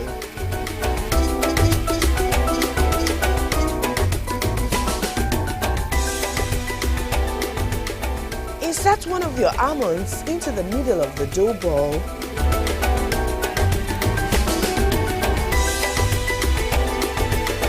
Roll the coconut ball in the desiccated coconuts.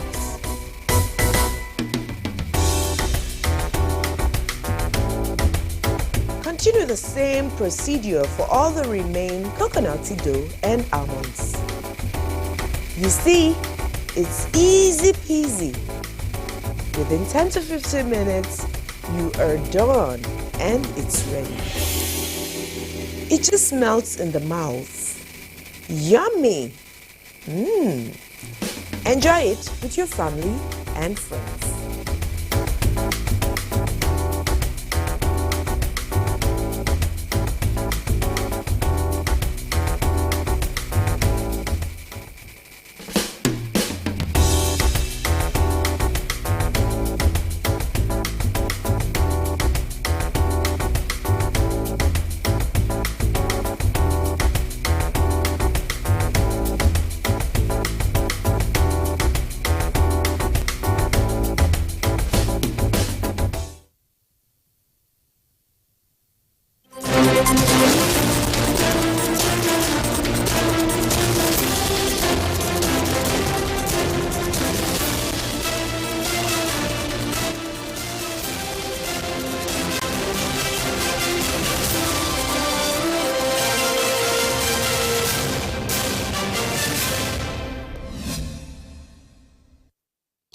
Hello and welcome. Here's an update of the news on NTA International. I am Dennis Adegunloye.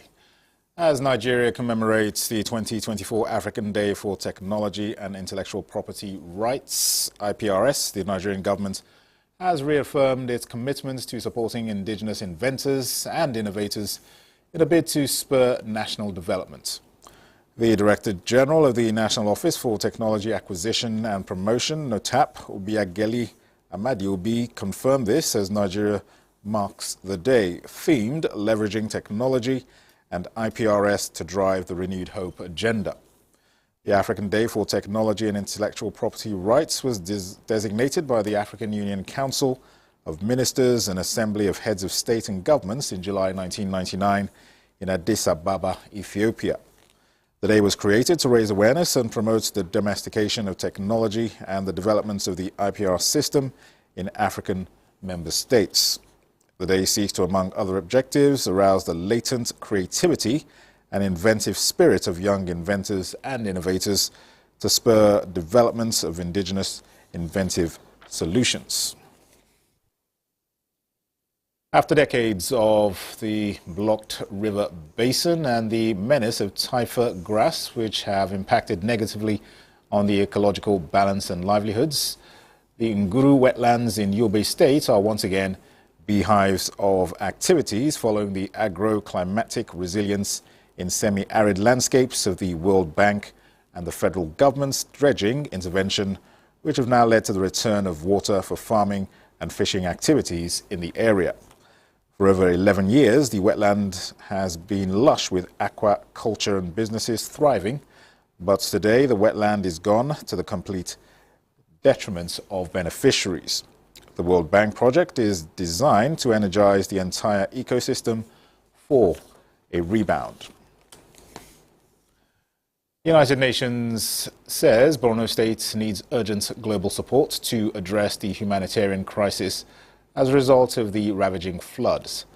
The World Food Programme says its $147.9 million is needed to provide food and non-food items to the flood-affected people in Maiduguri and other food-insecure people in the northeast for the next 6 months. The Food and Agriculture Organization of the United Nations has raised alarm over the escalating flooding in Nigeria. FAO is deeply concerned about the potential for increased hunger, as nearly 31.8 million Nigerians are already at risk of acute food insecurity. And those are the stories trending at this time. Many thanks for being a part of it. I am Dennis Adigunloye.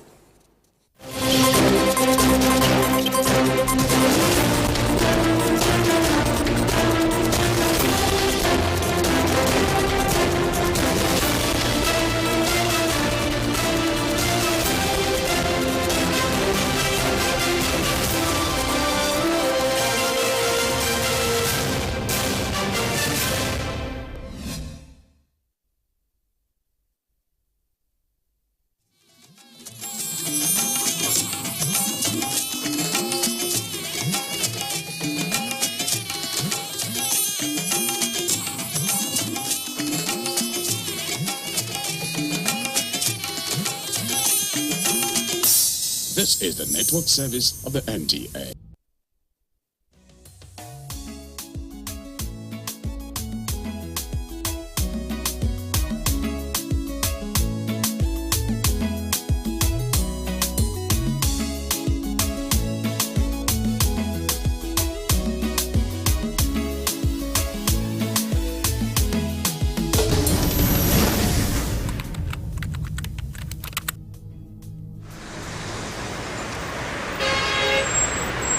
In December 2021, Nigeria released a national development plan designed to shape the country's development between 2021 and 2025.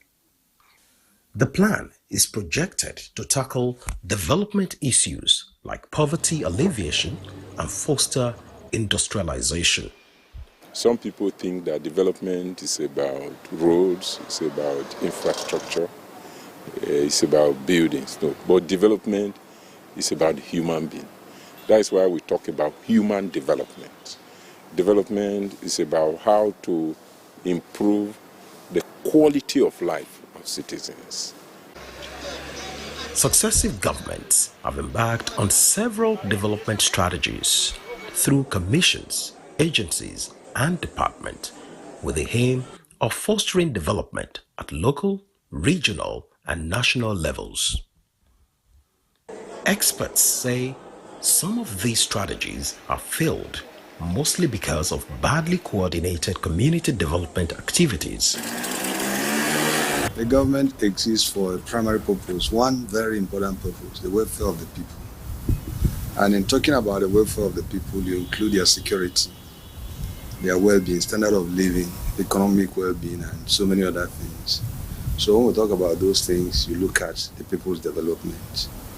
Yeah. So when you consider that the people are the fulcrum, are the main pivot of the focus of the government, then their development should be at the front burner. All right. Community development is the process of improving the social, economic, and environmental conditions of a community and bringing members, government and non-governmental agencies, and other stakeholders together to identify and address the needs and challenges of said community. For the benefit and good people of Ogenibo and Jeremy Clan, and also properly educate our children and our students. In the name of God the Father, God the Son, God the Holy Spirit. Amen. In short, people come together to take action on what's important to them. It changes the community's life in terms of access to potable water. It reduces waterborne diseases in those communities. In terms of hospitals, we are able to reduce maternal mortality. In terms of education, you try to bring the people back to the developed world where education becomes a way of thinking and then also being informed. So we may look at it from that perspective, that you could have indices that before the hospital there were issue of child mortality before, and then after it has reduced. You can also look at market access. They are able to sell their produce, which makes them to get some money for their livelihood activity. So we look at that their lifestyle changes from worse to better. Community development is based on the action and belief that all people should have access to affordable health, general well-being, wealth, equitable justice and opportunity. It recognizes that some persons, groups and communities are excluded from benefits as well as marginalized by the way society and structures are organized. Community development seeks to challenge these and ensure fairness for all citizens from one community to another. In a country, for instance, there is the need for a development strategy. The strategy that the country will use to improve the quality of life of the citizens. And that strategy comes from the vision for that country, and you go to have a machinery that you'll be able to translate that strategy to concrete programs and projects that will touch the life of citizens. And then you back it up with budget or financial allocation. And then as the people access these services, their quality of life will begin to improve. Experts say in order to make an impact, a developing country such as Nigeria must prioritize certain basic needs in any initiative aimed at improving living conditions for the people in any given community. What should be considered before embarking on any community project? They may have a need in terms of water, education, hospital. Maybe some may also decide to tell you that they want market. Some will tell you they want football field. Because I quite remember some areas that we went to put communities together, women and men. The women said they want football field. You'll be surprised why women were saying football field, because there is another community that their men goes there to play football and watch football. So they believe that those women over there capture their men. So it varies. But in a nutshell, we have certain indicators that we look at in each community. What do they want as a community? They may have 1,001 projects, but you have to prioritize with them.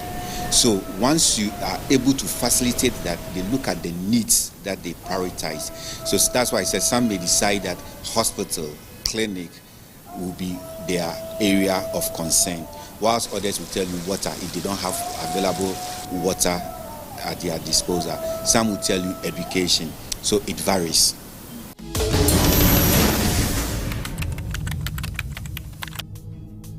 Community development ensures areas like education, healthcare, housing, sustainable infrastructure, agriculture, and skill development, as well as other areas that can be referred to as major conduits for job creation in the community, are brought to the fore.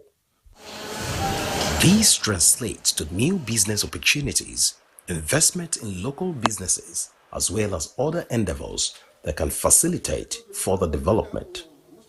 When we begin to live in the cities and we look at the cities, we focus on the cities, we forget that, there are grassroots places, there are communities, there are certain places where people actually live, and where they live happens to be in their communities. And for development actually to impact as it is meant to, it must focus, it must target the people from the grassroots, and that's the communities.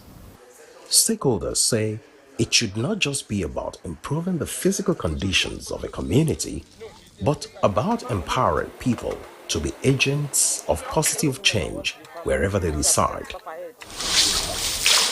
It has been proven that when individuals and communities are given the tools and resources they need to improve their own lives, it can make a significant difference in the change from worse to better.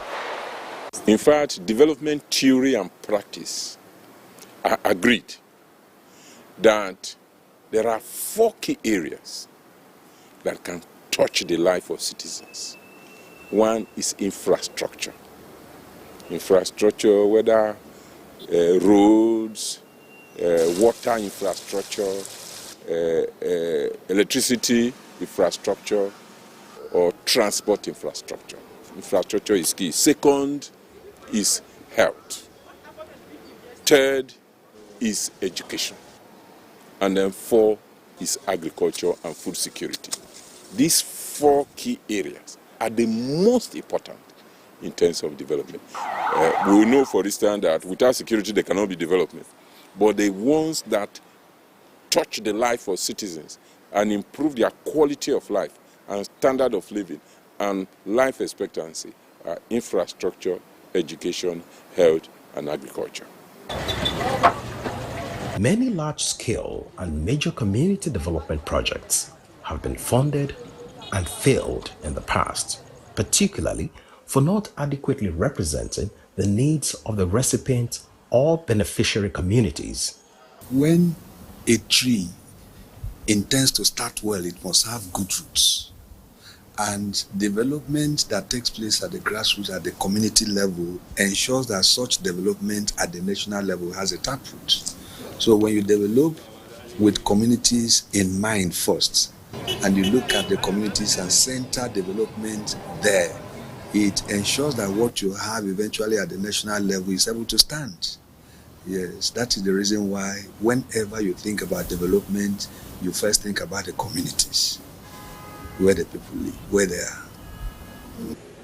This shows that when community members are not sufficiently involved in decision-making at all stages of planning and execution of projects in their communities, there is a lack of ownership and sustainability syndrome.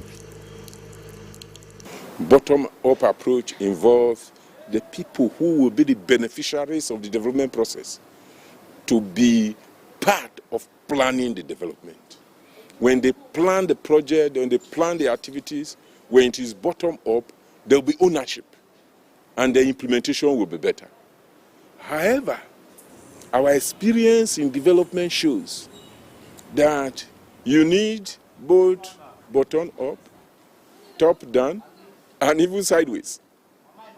Take, for instance, in the past 15 years, Nigeria was the 3rd largest host of poor people in the world, with India being number 1 and China being number 2. Remember also that Nigerian population is only about 15% of China and India.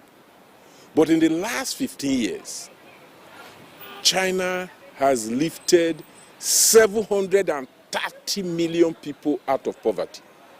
And India has lifted 170 million people out of poverty, now making Nigeria the host of the largest number of poor people in the world. How did China and India do this? They did that with enlightened leadership from top, active citizens from below, and good pro-poor policies such as social protection policies. So that's why we say yes, bottom-up approach is the best approach in terms of development outcomes. But we need more than bottom-up. So we need bottom-up, top-down, and even sideways. Experts say development from ground up is possible through community development, since it can contribute towards improving the lives of people at the local level, mostly by improving access to their basic services, creating jobs, and increasing incomes. It is important for people to get involved in community development in their own communities because they can make a real impact. The most important thing is access to education, quality of education, the content of education, the relevance of the education, and how the education can prepare the people to live good quality life. In most parts of the world, every person cannot go to university, but everyone should go to primary and secondary school. Research further shows that actions, no matter how small, can make a big difference when people get involved through volunteering, donating, or advocacy. This begs the question of which model of development can impact more in Nigeria, the top-down or the ground-up approach.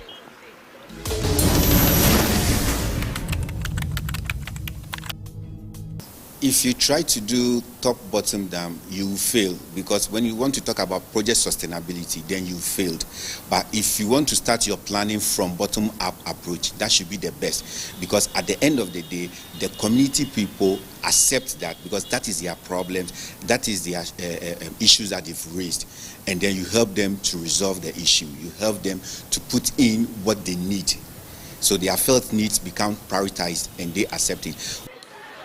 The 2021 National Development Plan aims to ensure that by 2025, 35 million people will be lifted out of poverty. According to the plan, the government aims to achieve this goal through accelerated, sustained, and inclusive economic growth with social protection initiatives. 21 million full-time jobs are expected to be created. You cannot develop without planning. And when you plan, it's like you must tie yourself. You must tie yourself to your plans. Your plans will discipline your spending, will keep you away from frivolities, will keep you focused. But when you plan, and because a government is a continuum where societies understand how development is gotten, they operate a governance system where one government comes up and takes over from the last one in a sequence. And so there is no interruption. But in our country, we discover that a particular government takes over and it cancels out all the programs of the previous one without looking at the merits or demerits. At one fell swoop, they cancel out everything and want to start afresh because they think they have what it takes to do better. Now, in China, it wasn't like that. It has not been like that. In India, they don't govern themselves like that. They look at what was initiated, and let us not forget this fact, that it is usually because the things that were initiated are initiated to benefit the people. That countries that have made tremendous progress in the last 30 years, like China, India, Mauritius, Botswana, Singapore, Brazil, are countries with long-term development plan and five-year national plans. And that is what we need to operationalize in this country. Luckily, the departing Buhari administration has produced Nigeria Agenda 2050.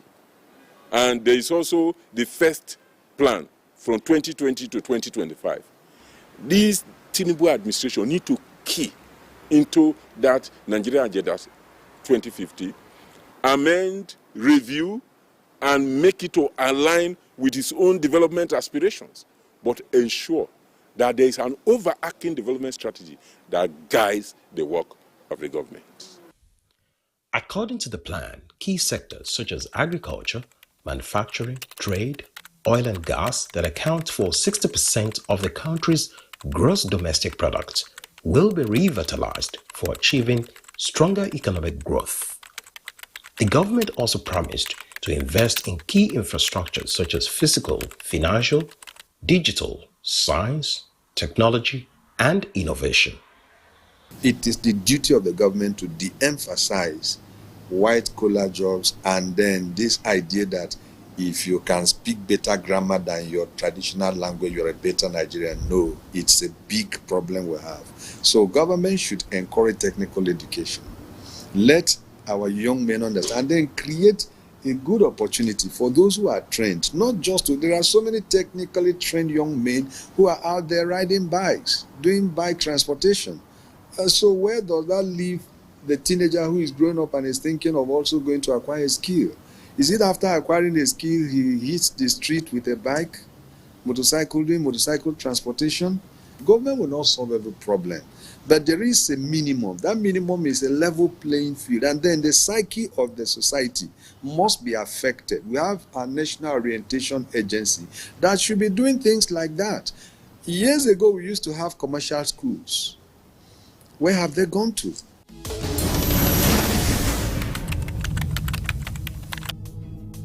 The United Nations defines community development as a process where community members come together to take collective action and generate solutions to common problems. It also seeks to empower individuals and groups of people with the skills they need to effect change within their communities. Establishment of skills acquisition centers and ensuring people in said communities are willing to learn those skills can help rural communities earn income to improve their living standards.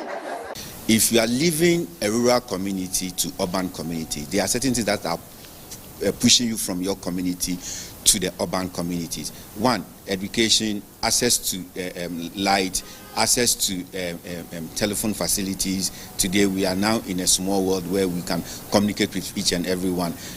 Access to potable water, access to quality education, access to open market, and then access to housing, decent housing and decent jobs and wages. So these are the things that drive people from the rural area to the urban area. Now, in urban area, people think they are living a luxurious life, but when you look at the quality of air, the air pollution, people wouldn't like to even live in an urban area.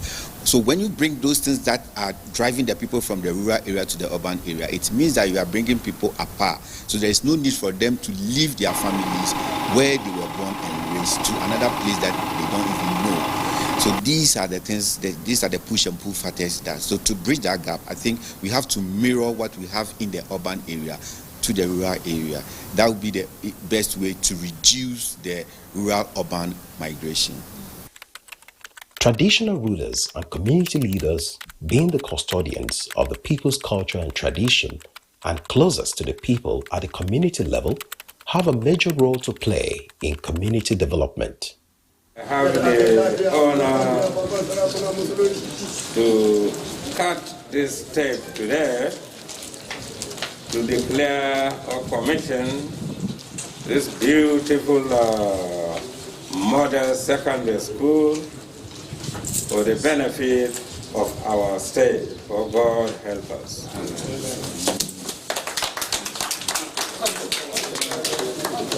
One of these is to work in conjunction with their subjects and carry them along to realize development projects that will be of benefit to the entire community while looking for more ways to meaningfully engage the youths.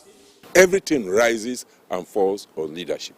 It is the leader who will give the direction, who will give the vision, who will mobilize the people's energies to be able to put in place. Unfortunately, in this country, political leadership is neglected.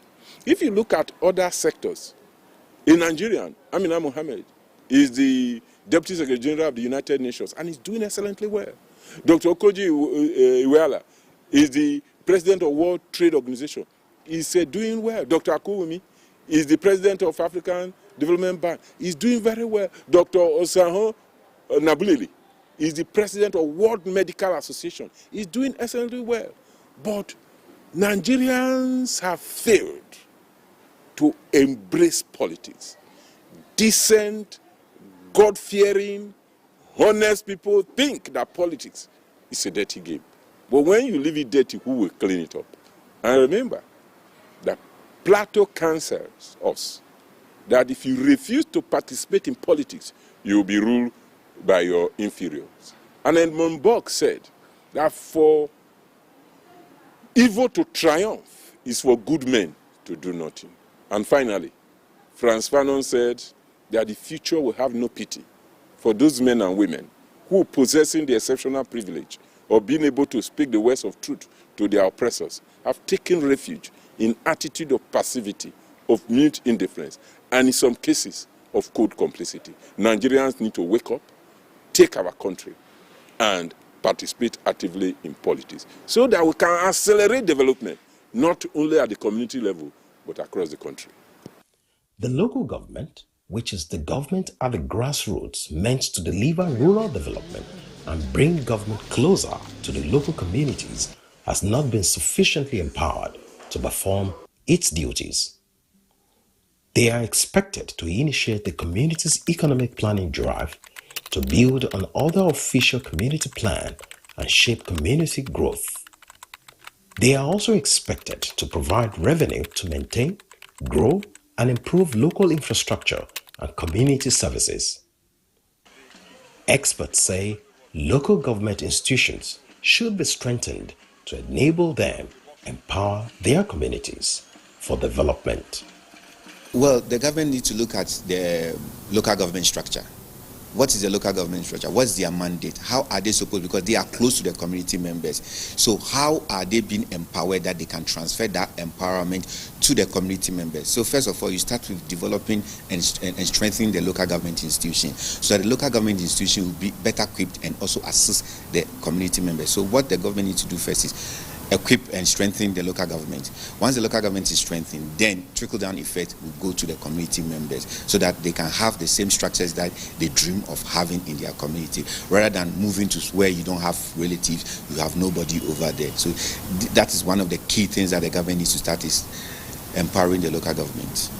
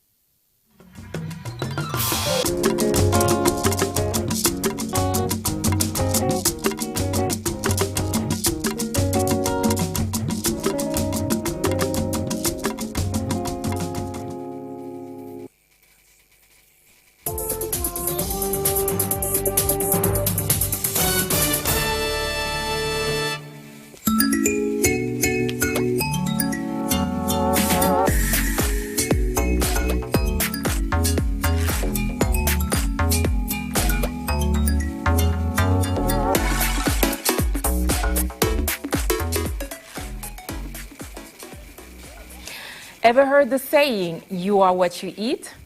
It's a powerful reminder of how our food choices impact our health.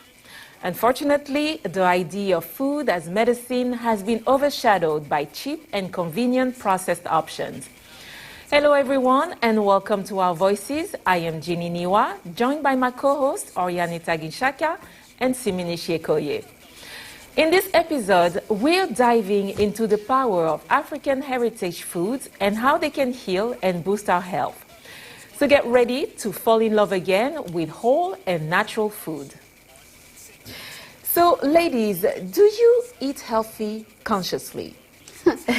I don't think consciously, I wouldn't say it per se, but growing up in Ethiopia or in Africa, we learn to make our food from the scratch, right? We boil the beans, we put them in the water overnight, and we boil them. Like, we make everything from the scratch.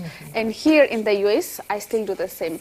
I like making my pasta sauce from the scratch, chopping onions and tomatoes and everything. Beans or even salad dressings, I don't buy the already made ones from the supermarket.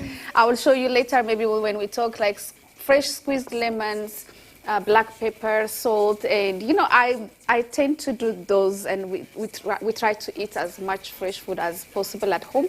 And luckily, my husband doesn't like eating out, so we eat at home 90% of the time, so we can control what we eat. He's blessed with the good women who can cook good food. When I give that to my mom, but yes.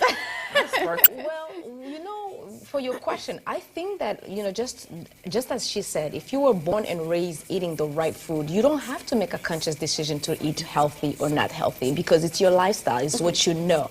And if you were born eating junk food, hot dogs, burgers, you are consciously going to go towards that because that's what you know. And so it's not really your fault. It's what you were fed when you were young. I consciously do pick right foods, and I think a little bit of both, because I grew up eating rice, beans, regular, healthy African meal. But I also, as I get older and older, I'm realizing that when I'm eating something, I'm wondering, what kind of vitamins is this? What kind of, nutrition am I getting from this? And then I just really feel happy about the choices I'm making. Like, for instance, I'm eating a salad today, and I love beautiful things. These days, I'm into pretty looking food. So I consciously make a beautiful meal out of very healthy stuff, but that also looks pretty. So I think that it's a little bit of both, really. I do make conscious decisions, that's what I mean. But that also gives me the right to indulge in unhealthy food like pizzas, burgers, and things like that, because I know I already eat healthy. Yeah. So if I want to eat a cake, Drink it once in a while is okay. I will eat a cake whenever I want to. So you give yourself some extra, because that's not what I do every day. yourself? So, growing up in the West, when I was younger, when you would go to the supermarket, food used to have a smell. You would go to the aisle, you would know you're in, onion aisles, even if you were blindfold, and forget about the garlic. So now you go to an onion aisle, toothbrush aisle, it smells the same. So to me, if it has no smell, then it has no taste, and if it has no taste, then it has no nutrients. So what I tend to do is buy my African food in, African market, even though it's frozen, or even buy my meat halal, even though I'm not Muslim. But I just feel like the way it tastes better. Don't ask me what they do. I'm pretty sure, like, the way the industrial, exactly, it's something about it. It still has a taste. So as much I do not shop, in Western supermarket. It's hard to know how foods are made these days, right? How cattle are raised. Like, you can only go so far and try to make healthy decisions for your lifestyle, but at the same time, it's not that easy, because you don't know how the cattle are raised when you buy your fresh meat, even from the halal meats. Yeah, because nowadays, GMOs, genetically modified food, is just the norm. It's very sad. Well, talking about tasty and nutritious food, let's take a look at how people around the world are reconnecting with their roots through food. In Africa, while some are turning to fast food or overly processed options, others find nostalgia and comfort in traditional foods. Here is a report from Kampala, Uganda by Mugome Davis Rakorengi. Let's take a look. It's a busy day, and at the Culture Center restaurant here in Kampala, where local food chef Nicholas Nwajila and his team are busy cooking wholesome dishes using local grown ingredients that Nwajila says he gets from markets nearby. His customers love African yams, matoke, millet bread, locally known as karo, accompanied by local soups such as beef stew, cowpeas, beans, ground nuts, and fish. He says most people here like fish luombo and karo. Luombo is a popular Ugandan recipe with chicken, beef, goat, or smoked fish, steamed in a cured banana leaf. It is oil-free, it is steamed, so all the food nutrients remains there, not like evaporating away. So we cooked it with consciousness, not to lose our food nutrients out of it. By steaming up, by covering up, Then by, again, using the banana fibers brings a lot of aromas. We maintain the aroma of food. We brings in the aroma of the banana fibers that we use. When you are eating it, you feel something. Nwajila says he knows why most of his customers love local foods, not a kalo. Most clients prefer kalo because it is something get prepared very quickly. It's a quick one. Comes someone who may be a bit so hungry but need something very quick. You can order us within like 5 or 10, within 5 minutes, 7, you are having your order. Served and you eat, you go into other things. Another thing is something that they would love to taste, something they grew up eating. To us, one of the things that we grew up with, something that you didn't miss in our families, in our homes. Another popular eatery in Kampala is Kimbaba's restaurant, located in Agulu, a Kampala suburb. Emile Nyakwezi, Kimbaba's restaurant manager, says she's glad some of her clients taste healthier foods. You feel good when a client comes and says, even my children are hungry and I want them to have local food and not fast food, Kimbaba's is the place that I take my children to, because when they come here, they eat, you see. It brings such joy to your ears to hear this kind of thing. When a person says, the only place I can have juice is at your place, because I never get any stomach upsets. Kimbaba's opened more than 40 years, and Ugandans still come here to get a feel of local foods and drinks such as bushela, which is made out of sorghum. Such restaurants are not easily found in Kampala today, says Kampala resident Chikomeko Chiwanuka. He says most eateries around offer fast food. He says he's glad whenever he gets to eat from a place that has local dishes. It's the type of food I've grown eating, and I feel like I have taste with it. And with other foods, I don't feel very confident. And for the kind of food like this setup, the food that I've been eating ever since, and I feel like whenever I'm eating it, I'm comfortable, and I feel like I don't expect anything like a disorder. Consumption of processed foods is a growing trend in Uganda. According to the World Health Organization, fast foods, high in saturated fats, are one of the major risk factors for a range of chronic diseases, including cardiovascular diseases, cancer, diabetes, and other conditions linked to obesity. They are consumed mainly by the middle-class urban consumers rather than the poor, according to a 2022 Michigan State University study on Nigeria, Tanzania, and Uganda. Ivan Muzira Mokisa, a professor of food science and food safety at Uganda's Makerere University, says most locally grown African foods are rich in essential body nutrients that provide much-needed alternative to highly processed foods that are beneficial for overall health. A number of them, like I mentioned, the sorghums and millets are quite rich in essential nutrients. They are rich in minerals, some vitamins, they are rich in fiber, which are all very good for our health. Then they are normally prepared in a way that doesn't lead to overprocessing. So we have our nutrients maintained, we have them safe, and that can contribute to ensuring that our health is not negatively impacted. Mukisa also says the methods of preparing African cuisines reduces the intake of unhealthy additives and preservatives. For VOA News, I am Mugume Davis Rwakarinji in Kampala, Uganda. Thank you for this report, Mugume Rwakaringi. So today we are pleased to welcome Ms. Tembra Ray Stevenson, the founder and CEO of WANDA, or Women Advancing Nutrition, Dietetics and Agriculture, a nonprofit that empowers women and girls of African descent to build a more equitable and culturally inclusive food system. Tembra has been a driving force in advancing food justice for over 20 years. Welcome, Tembra. Thank you for having me. It's a pleasure. It's such a pleasure. Definitely. And I remember Tembra came on Our Voices a few years ago. We really enjoyed that conversation. I'm glad we're pushing it back again and bringing it back to the table. A lot has happened between now and then. Great. African food imagine. Very good. Well, you let us know about it. Most definitely, yeah. So, Ms. Tembra, you often talk about food as medicine, as we know, particularly African diasporic food. Is there such a thing as a diet that would be more beneficial for Black people, especially knowing that, you know, we have certain communities are more genetically predisposed to disease like diabetes, for example? Well, First, I want to thank you all for having me. And when we look at the food as medicine movement that's really grown and catapulted from the White House Conference on Hunger, Nutrition, and Health that just happened in 2022 under the Biden-Harris administration, we know that food as medicine has, by default, seen as Mediterranean diet. And that's because research dollars have been invested in those foods. And the reality is those research dollars now need to be invested in looking at the health benefits of African foods.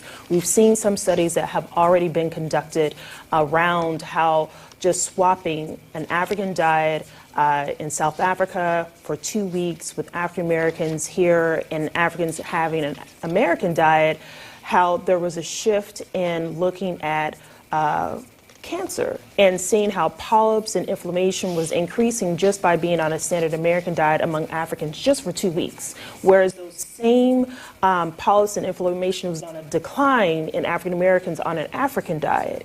And so that gives us pause for the cause on understanding what are the health benefits, what are the key essential ingredients in African foods that resonate not only with African people here in the diaspora, but people in general can find benefit from these foods. Everything from the foods that we have on display, from the African spices that we have, Ethiopian spices, Kenyan and Ivorian spices. These are all products made right here in the U.S. by African immigrants on the West Coast and the East Coast. And we now have more products in the grocery stores like Yolole Foods with Fonio out of Senegal, and understanding the gluten-free health benefits, the high fiber. We are in a fiber epidemic in this country. And when we think about cancer, heart disease, diabetes, fiber helps to decrease or really manage the blood glucose in your bloodstream. We also have salads that are rich in fiber, right? Greens are the bedrock of the African heritage diet, from the bitter leaf, the agusi, the callaloo in the Caribbean, the spinach, the collards that we have in the African American diet. And then you have injera that is made out of teff, which is gluten-free, high in fiber, good in amino acids, but it also can make great croutons for your salad. Wow. So when you think about the classic wheat crouton that you have in the American diet, you can find a gluten-free option using injera chips. And this is made by a Maryland-based Ethiopian company, Tusana, Tsiona, that you can get at your local Whole Foods. So it's so many new products out there that is now at our disposal. Right, here in the diaspora especially. And I'm so glad you mentioned about the colors of these foods, and you know, because we know color is very important in what they mean. And you talk about a lot about how our food has been going through a process of being bleached and being whitewashed in a sense. In the food system is going towards that direction. Can you expand on that and tell us how detrimental is that to our health in terms of what we eat and their colors? I mean, these are the effects of colonization, right? When we've had a long-standing history of saying that white is right, meaning white supremacy, that the white, which is really a creation, right? This concept of race. You know, it was created here in the States from the Bacon's Rebellion of using the color line to separate, but it's not biological, it's a social construct. And so when we understand how colonization has not only infiltrated and dividing people, it's also found ourselves on the plate, right, of understanding that colonization has said European foods is more superior than African foods. And so part of changing that dynamic and narrative is recognizing that actually strong food for strong people are on the cellular level, our DNA understands and has the memory to know these foods, the hibiscus, to make the zobo, the sorrel, the bisops, and that also decreases our blood pressure. When we think about European foods, when they first was come into the U.S., they actually had to adapt African indigenous foodways. That's well documented in the history books in order for them to survive. Also, you mean that also the colors have been changed as well? Meaning that not only the colors, when you think about the colors, and I'm glad you brought that up, in KKK, Ku Klux Klan, when they would make their newsletters, Martha White flour products would be used as a way to demonstrate whiteness was more superior. So when we think about whiteness in our food system, you do see a lot of that, from the milk, the sugar, the wheat flour products being bleached. But the reality is the more colorful foods means it has more flavonoids, antioxidants. I say, the darker the berry, the sweeter the juice, but the more nutritious too. Wow. That is amazing. That's a lot to chew on. So we're going to definitely dive into that. It's time for a quick break, but we'll continue with more insightful conversation and sample traditional African foods that can heal our guts. Mrs. Tambarai Stevenson, we've also loved to hear from you on our social media platforms. We're on Facebook, Instagram, and X, formerly known as Twitter, at VOA Africa. Don't forget to use the hashtag VOA Our Voices. Stay with us. We'll be right back.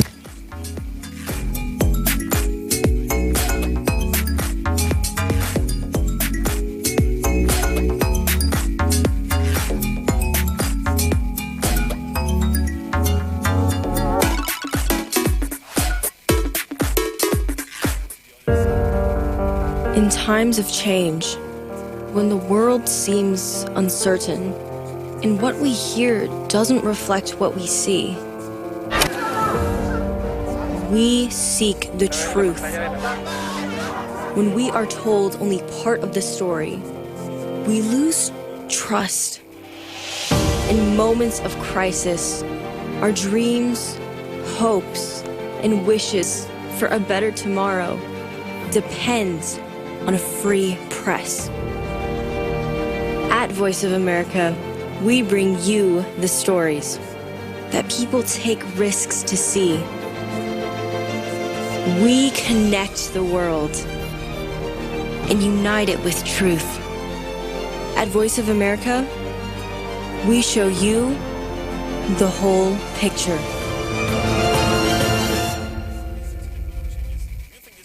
You're watching VOA's Red Carpet. My name is Jackson Vunganyi. Thank you so much for joining us each week right here on Red Carpet. We bring you the latest in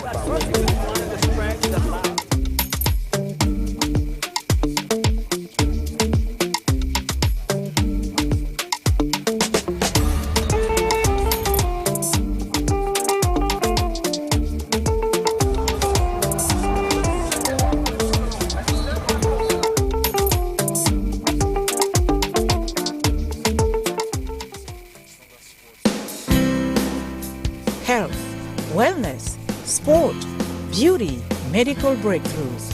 Healthy Living cares about your well-being. What are the main health concerns in Africa and around the world? Find out the latest on coronavirus. Connect with our experts and ask them questions. How long does the virus stay? Join me, Lina Khmudu, in Washington, every week on Healthy Living, right here on VOA.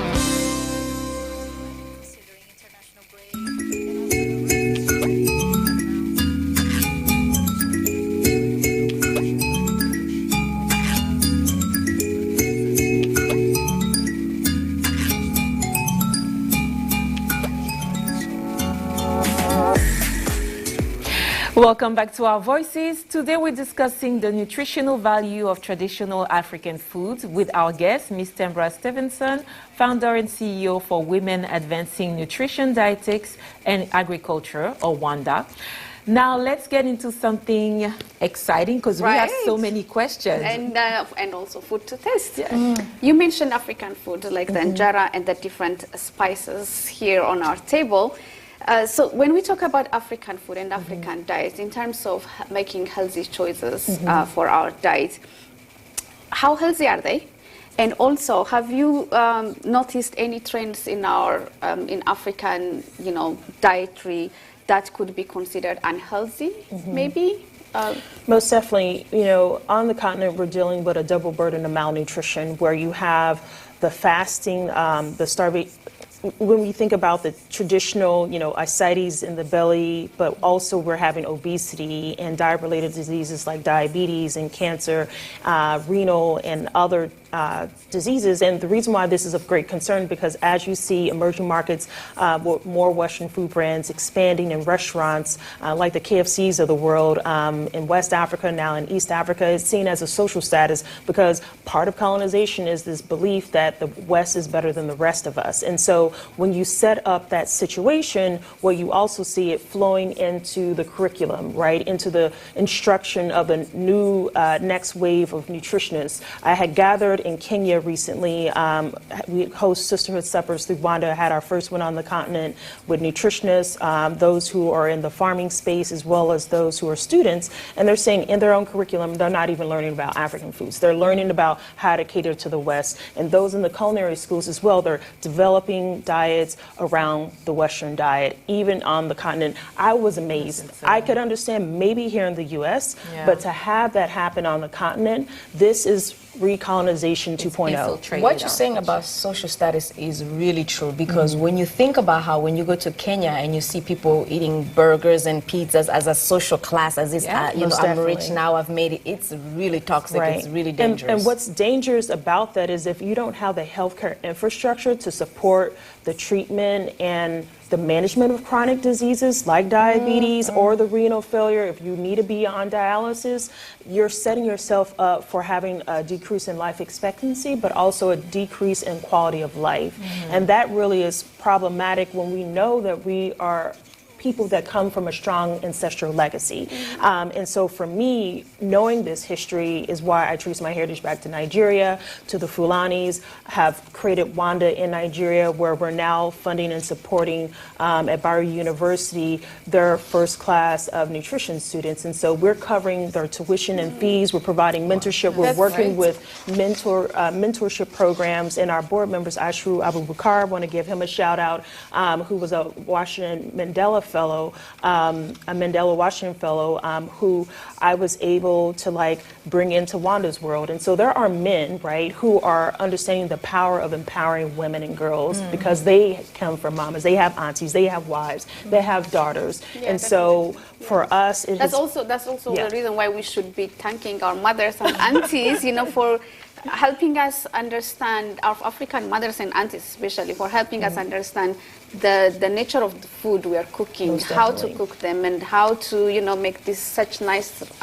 salad or injera. And you brought books here. I think those are also having African recipes. Most definitely. And I wanted to show really the just explosion of more African cookbooks and children's books that we've created through Wanda, but also what is out there on the market. And so making our information more accessible and available, created by us, for us, is so important in taking back and reshaping that narrative, right? And so Little Wanda is an aspirational character who becomes this food ambassador, traveling to Nigeria, meeting with local women farmers, finding the foods to help her nana who has diabetes back here in the States. And it's through this storyline that we highlight real women. This is Salamatu Garba in this case, who manages Wolfend, a women farmers network in Kano, Nigeria, and I had the pleasure to meet her. And so we want to showcase more storylines of Little Wanda going to Ghana, going to Kenya, going to Ethiopia, and we make them in the local language so it's accessible to kids. So that means in Amharic, in Kiswahili, as well as in Hausa and Twi, and all these languages. And so our, you know, if McDonald's can have toys, right, we can too for Africa. And so that's why it's so important. And we secured a design patent on Little Wanda because we understand about intellectual property and understanding that we need these characters in our classrooms to help educate kids around the power of their foods, to be their medicine, and to really instill self-esteem and cultural pride. That's very, very nice. But I have a question in terms of, you know, affordability. When it becomes natural, organic, people are worried that it's more expensive and they can't afford it. Most definitely. So this is where the role of government, in my opinion, comes in. If government right now can support and subsidize the very fast food and ultra-refined processed systems that we have, meaning soybean, corn, wheat, those are subsidized products that make these foods more accessible and affordable, right? Then we have to advocate as a coalition around these same investments being made in food that are good for us. And so right now what we know is that crop insurance is not available for specialty crops. That's what these would be called. And so because of that, we don't have the same cost balance as we do with foods that are not beneficial for us. Can you quickly tell us? Yeah, while you are asking her, I'll mix the salad so that we can start our day healthy, you know? Wait, I want to talk to her about the role of a woman in the house in influencing better diet, because we're the ones in the kitchen, we're the ones who are sort of setting up what's going to eat. Talk to us a little bit about that influence. And we need to highlight this, right? I was a tomboy, right? I love sports and I love being, you know, and hanging out like the boys, right? But what I learned once becoming a mom, that no one can, we are the first foods for our babies, right? And so I began to really see the power of embracing the role of bringing that Black girl magic in the kitchen, and how important it is for us to be those cultural keepers, to be those culinary creators in our families and communities, because we are the ones we've been waiting for. And if we put that responsibility in the hands of the food system, or in terms of industry and restaurants, we'll have hypertension, we'll have a side of diabetes. And so there is no substitute as a survival skill of learning how to cook, and see how it can be a beautiful thing, a legacy you can pass on to the next generation. Capture your recipes, write your family cookbooks, have family reunions, and celebrate the foods that have sustained you over generations at a time. Absolutely. So it's really about transferring knowledge. It's really not like about, sometimes people look at it as a woman's in the kitchen and she's being oppressed, but it's really about transferring knowledge that is really key to our health. I think Everybody so. eats. Everybody eats.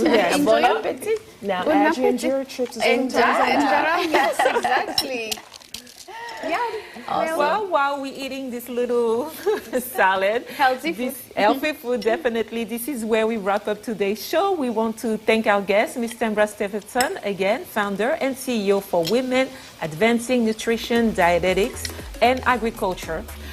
Thank you for joining us and sharing those incredible insights on the nutritional benefits of traditional African food. Be sure to watch our voices on the VOA website at voaafrica.com. or on our YouTube channel, where you can catch up the latest episode and the world's top news. Now, on behalf of my co-host, editors, production team, and everyone here at The Voice of America, thank you for tuning in. We'll be back next week with another exciting program. Until then, eat healthy. Right.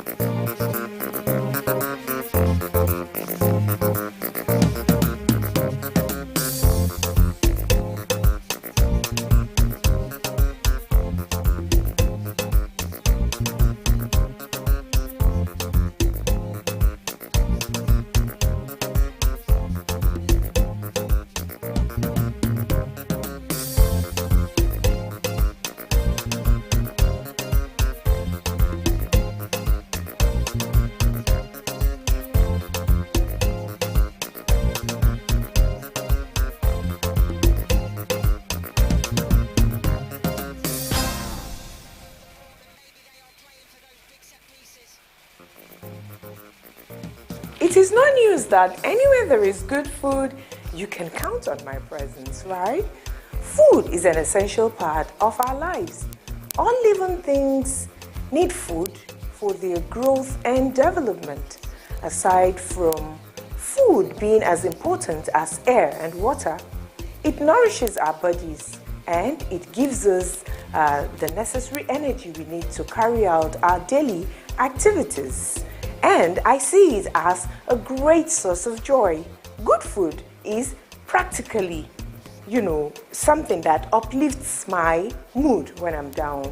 Permit me at this point to say that it is one of my mumu buttons. Welcome. It's a fresh episode of Bon Appetit, a culinary adventure with yours truly, Sarah Cherry.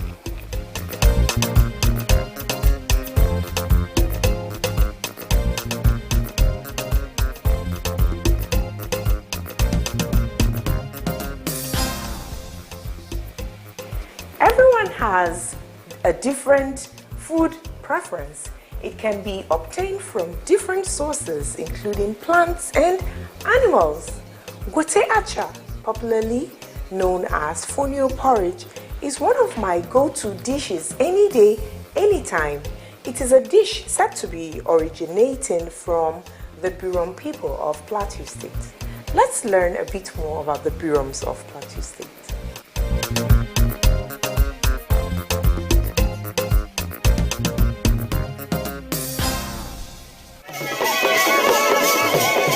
The Birom people are the largest indigenous ethnic group on the plateau, covering about 4 local government areas in Plateau State, north-central Nigeria, which includes Jos North, Jos South, Barkin-Ladi and Rio. Biroms are also found in southern Kaduna State. The Biroms speak the Birom language, which belongs to the Benue branch of Benue Congo. The Birom people are led by a paramount ruler called the Gwamgwam Jos, the traditional stool which is said to have been created in 1935 by the British colonial administration of northern Nigeria. The Birom people have a rich cultural heritage, although the influence of Christianity and the Western education may have paved way for many social-cultural changes in the Birom culture. Changes which may have devalued the rich cultural heritage of the Birom people. Nzam Birom is usually held between March and April of every year, to coincide with the period when Mahjong, Nshok and Badu festivals were held. The festival has in display an array of cultural exhibitions from different parts of Birom land, especially music, dance, arts and culture. Hunting was regarded as a show of skills and bravery, so much so that most Birom names are derived from game animals. Most importantly, the duika, due to their perceived beauty. These names are an indication of how important game was in pre-colonial Birom society. According to the Birom culture, the parent of the boy can choose a wife for him from the girls of marriageable age in their community. Thereafter, he has the right to check out for the qualities he desires in the lady, and if his desires are met, then they are both good to go. For the Biroms, the major traditional food of the tribe is called acha, otherwise known as Hungary rice. Biroms are also the major producers of acha in Nigeria, which is eaten in various ways. It could be eaten as jollof, plainly boiled and eaten with stew or prepared in swallow form like the local fufu and tuwo. Gote is one of the ethnic group's favorite delicacies made from acha and consumed at any time of the day and during every season.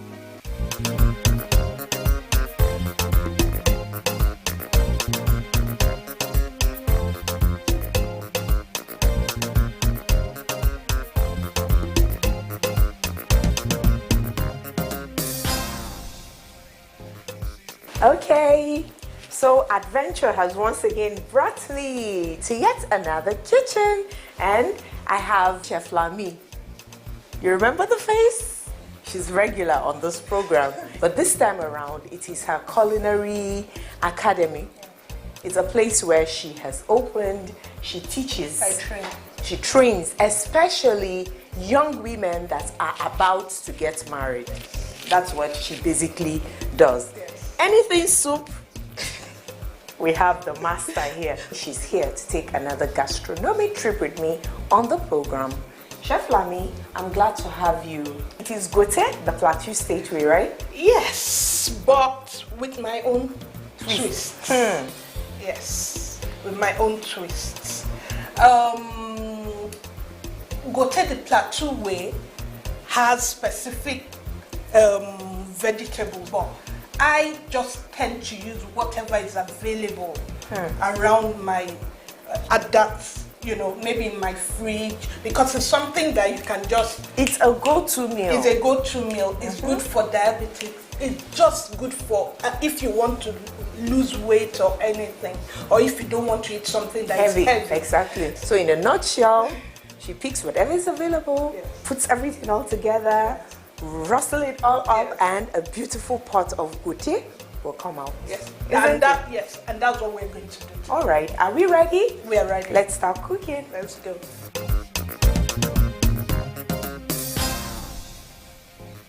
So we're going to start with the fonio or the acha. Yes. Look at them in tiny grits. Yes, it's destoned and washed already. Okay. There's no sand. Then we're going to start with... So for the records, you don't just buy it from the market and use like that. No. She has already destoned hers. It's been washed. All the sand has been removed. So she's just going to use it. But if you go to the market and just buy acha and use, my dear, you find a lot of stones and sand. So it's going to be a sand delicacy you're going to be eating. Okay, so for the protein, I'm going to use some biscuit bones. Then I'm going to add some kidney in it. Tanta kwashi in Hausa. I don't know what they call it in your language. We have our vegetable oil. Then we have our seasoning. Then a little bit of salt. For correcting seasoning. Yes. Then we have what we call the garden egg or the gauta. A lot of Plateau people love to use it. Of course. Then our pepper, scotch bonnet. Then for the vegetables at the tail end, what I love to use my bell peppers for, it's for the aroma, for the, it's very good for the eye. And also for garnish. For garnish. It's very good when you see it in the eye, then it makes the food taste very good. Capsicums. Yes. Wow. Of course, I have my onions. And I love to use ginger and garlic. You never go wrong with it. Yes. You never go wrong with this combo, ginger and garlic. I love to use my ginger and garlic. Then I have my carrots that I will have to use with the bell peppers as well. Wow. Then for the final ingredient, a lot of Plateau people love to use cabbage. Okay. But I am going to use my, what do you call it? Spinach? Spinach. Okay. Green. So let's see you do your thing. So we begin by boiling the meat. I'm going to use the pressure cooker because, of course, it's the biscuit bone. I have some in the pot already. I'm just going to add some more. My ginger and garlic. With acha or gote is the sauce that you really need. Salt here. That's what forms the base. Yes, that's what forms the base. I'll stir it up a little bit so that the seasoning can go in naturally and bring out. It's now time for me to close the pressure pot and allow it boil. So chef, while that is going on, yes, is there any kitchen tip you can share with my viewer quickly? If maybe your gote is a bit salty or the stock is a bit salty and you have potatoes, Irish potatoes at home, you wash it up very well, cut it into two, bring like two, cut cut it into fruit too. You're having 4 slices and you dip it in. It reduces the salt content. Do you know what that's called scientifically? What? That's osmosis. So you've taken a tip on Bon Appetit. Don't go away. We'll clean up a bit while the stock forms. Yes.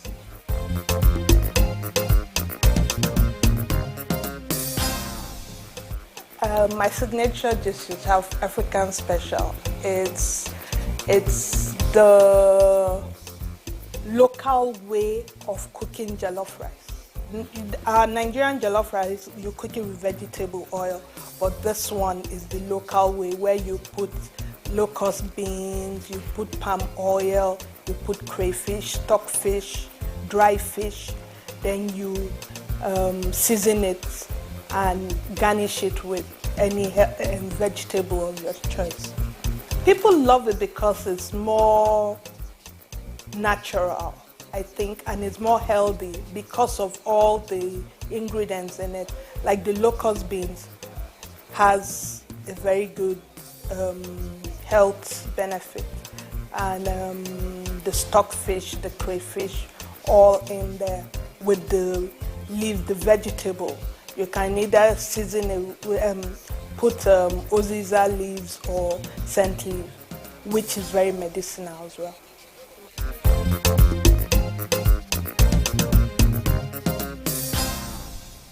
I love to wash my vegetables with vinegar. Okay. So this is just because it's been exposed, but they are already washed. Once I bring them from the market, before I put them in the fridge, I wash them with vinegar. Okay.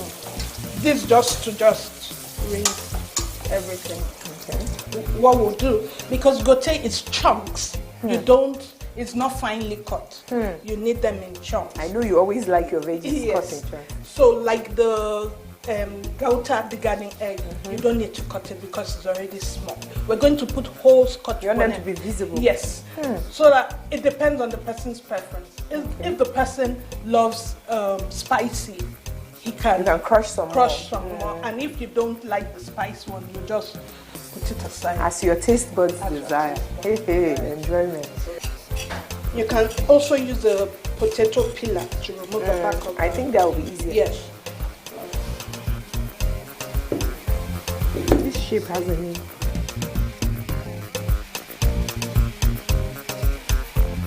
I go back to rinse and to rinse my chopping board.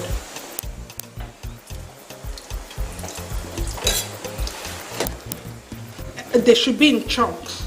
So I'm going to julienne this. Just large.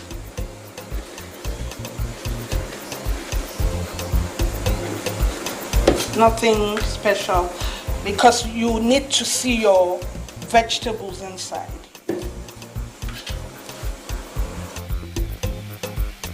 So I have this here, and I have this here. Then I have my carrot, and I have my garden egg.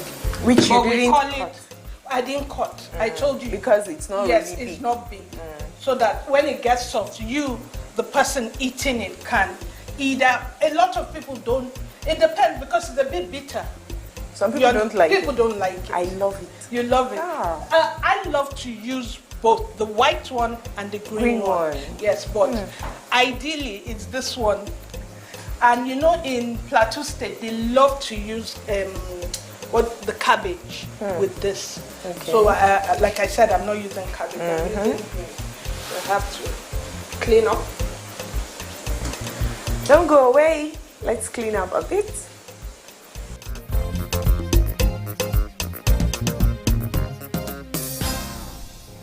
The 3 kitchen utensils I can't do without.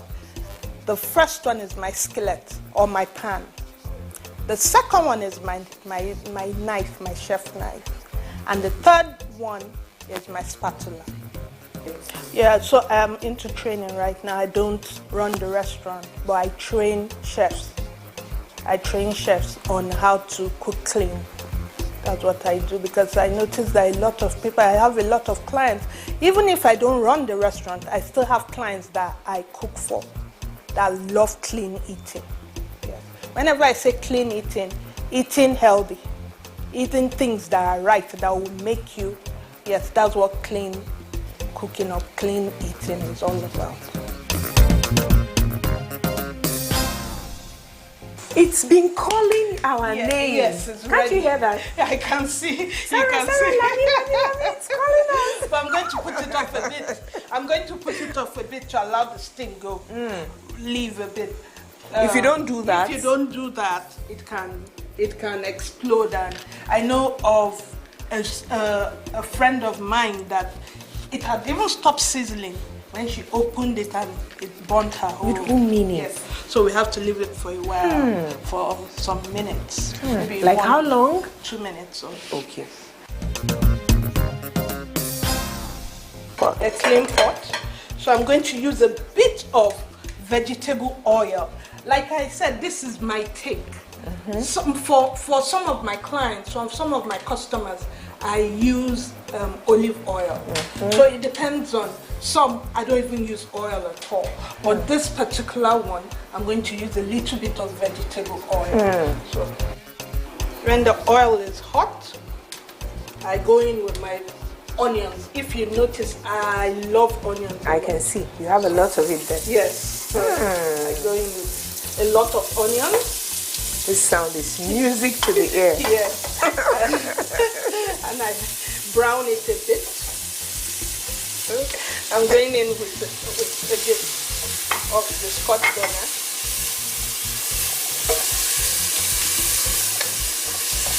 You keep on stirring so that you won't get it burnt.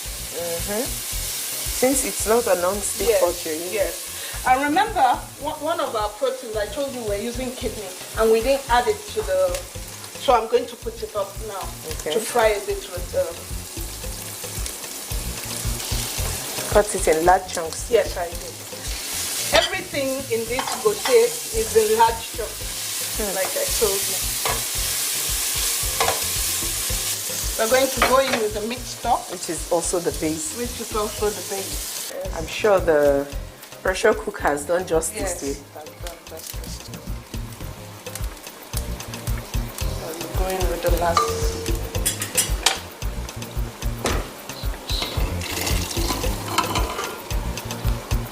We allow it cooking for a bit before we taste and see if we have to add seasoning or not. So we let it infuse. Yes, we let it infuse. Let's allow it infuse while I clean up. It has infused a bit, so we'll open it up.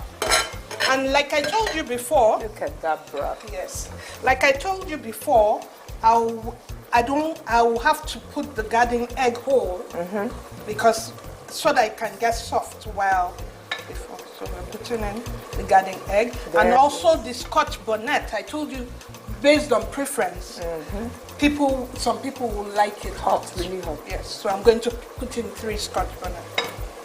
Okay. Then at this stage, I'll taste for salt or season. Yes, taste for salt.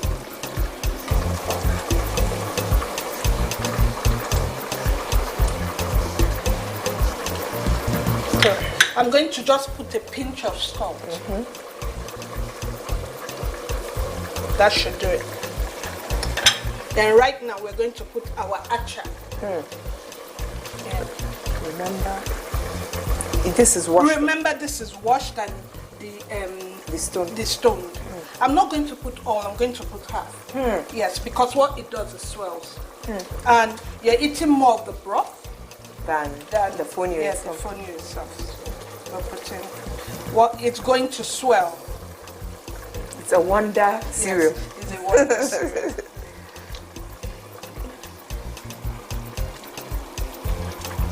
I'll just add a bit. Okay, now for someone who hasn't made this before, Chef Lami, from this stage where you added the fonio, yes, how long do you think it will take? Tell my viewer. 10 minutes. 10 minutes max, and everything is done, so that they don't overcook it. 10 minutes max. So we'll wait for 10 minutes. Yes, it doesn't take time. Don't go away. Don't go away.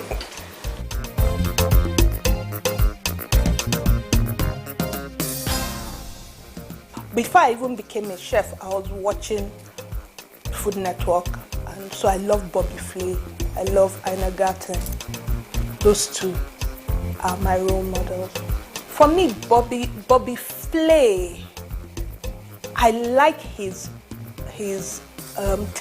cooking techniques. They are simple and sophisticated. Then Ina Garten, for me, she's the mother of all. She's so natural. She's just original. I like her simplicity.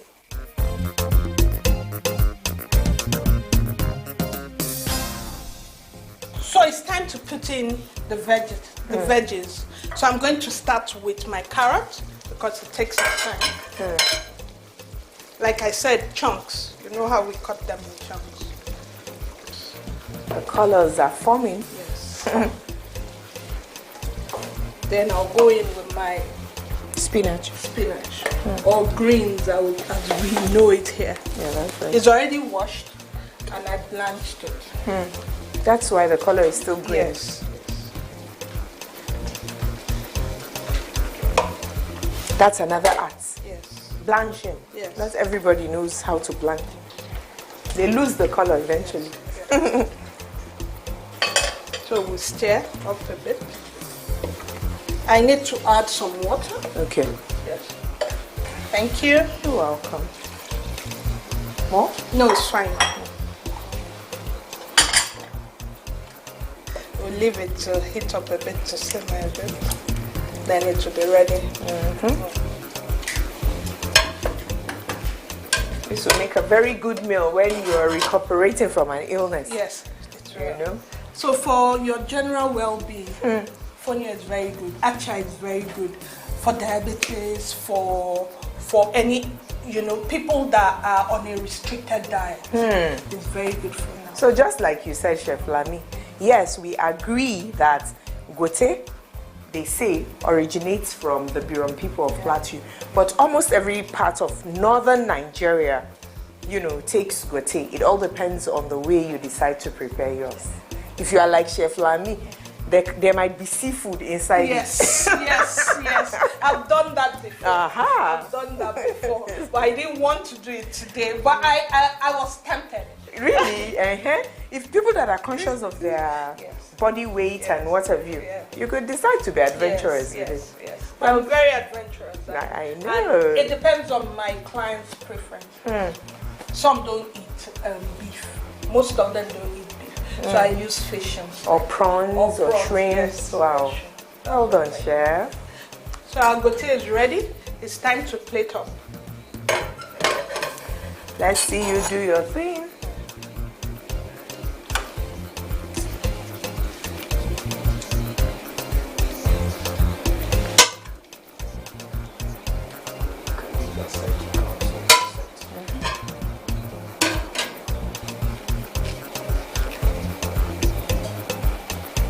Let me go with the carrot first. Okay. It's still crunchy. Okay. Need I say more? Need I say more, my esteemed viewer? The vegetables in here are not like completely cooked soft because we need to maintain the crunchiness and the nutritive value of the ingredients. You don't want to cook everything all out and you're just eating shaft. So it has to be cooked not in over a long period of time. Thank you very much, Chef Lami. So you've heard my own view about what Chef Lami has prepared for us today. I have a copper with me who's actually attached, to work with me. Emanuela, please come over. I want to hear your own opinion about the fonio porridge, also known as gote, which Chef Lami has prepared for us today. Have you eaten it before? No. Have you tasted it? I've never tasted it. But how does it look? This is delicious. Presentation-wise, right? You're going to try it out, you said. Any particular reason? It's just for the health benefits. Okay. That's right. That's excellent. Honestly, Chef Lami, this is wonderful. Thank you. Though I'm not surprised, it's your thing. You know, you do it, you always do it your own way, and the end result is always fantastic. Thank you. Thank you very much for having us, Chef. Like I said, the kitchen is always open. Oh, thank you very much. We really appreciate it. You're welcome. Please don't go away. The program will continue after this time out.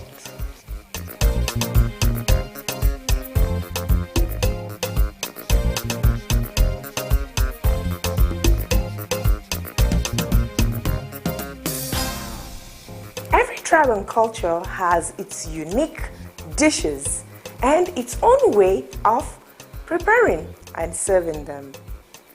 Every type of food has its own unique flavor, texture, and nutritional benefits.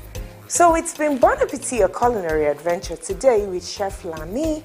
You've seen the nice and beautiful presentation of Gute, which she, put out there for all of you to learn. But guess what? She will be back on this program, on this station, with another banger. She's going to come up with a fresh recipe for your viewing pleasure. So see you. Bye-bye.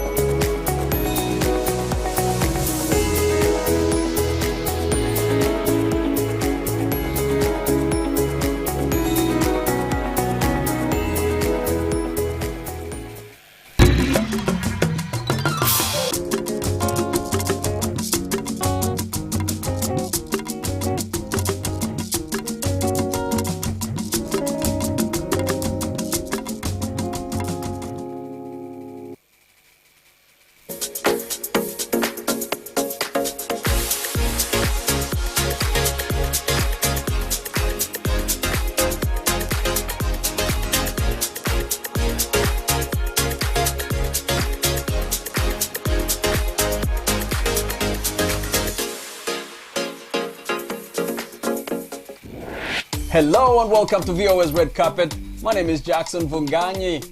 This week on the Red Carpet, we visit a chess academy based here in Washington, D.C. that is teaching kids how to apply the game's problem-solving skills and discipline to real life.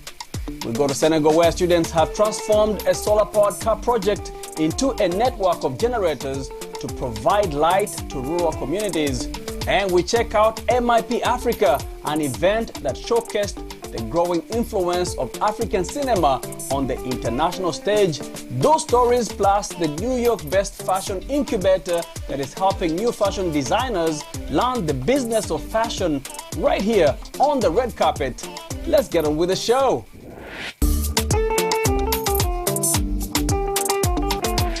Hollywood actor James Earl Jones, whose legendary acting career spanned decades, died this week at the age of 93.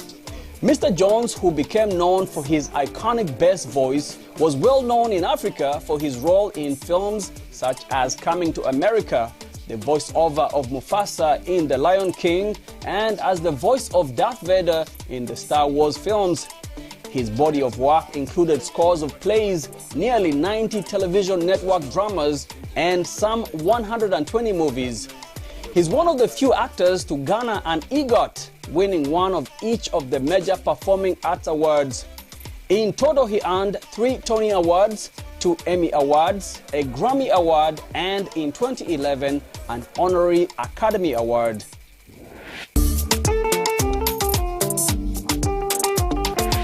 An idea that started out as a way to help one student having problems at home turned into a full-fledged chess academy in Washington, D.C., where young kids learn the game of chess while learning problem solving and discipline and applying the board game's lessons in real life.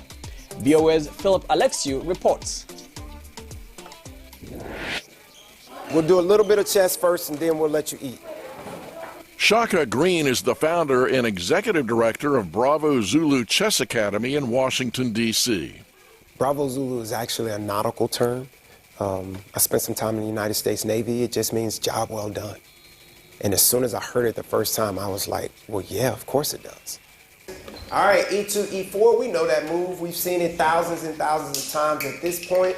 The idea of Bravo Zulu Chess Academy began when Shaka Green noticed a third grader named Antonio having issues in school.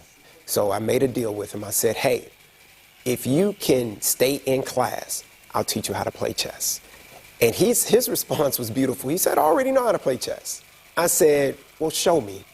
And so what started as a challenge, he and I would just play during lunch as a reward.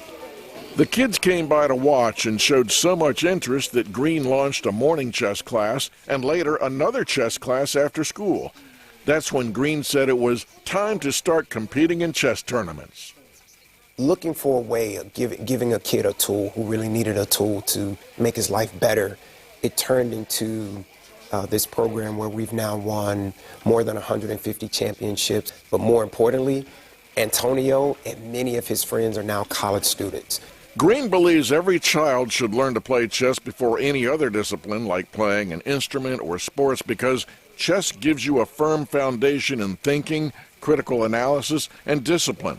I like chess because it helps you learn and how to make sure that you think before you move. It's kind of like life. Green says Bravo Zulu welcomes boys and girls.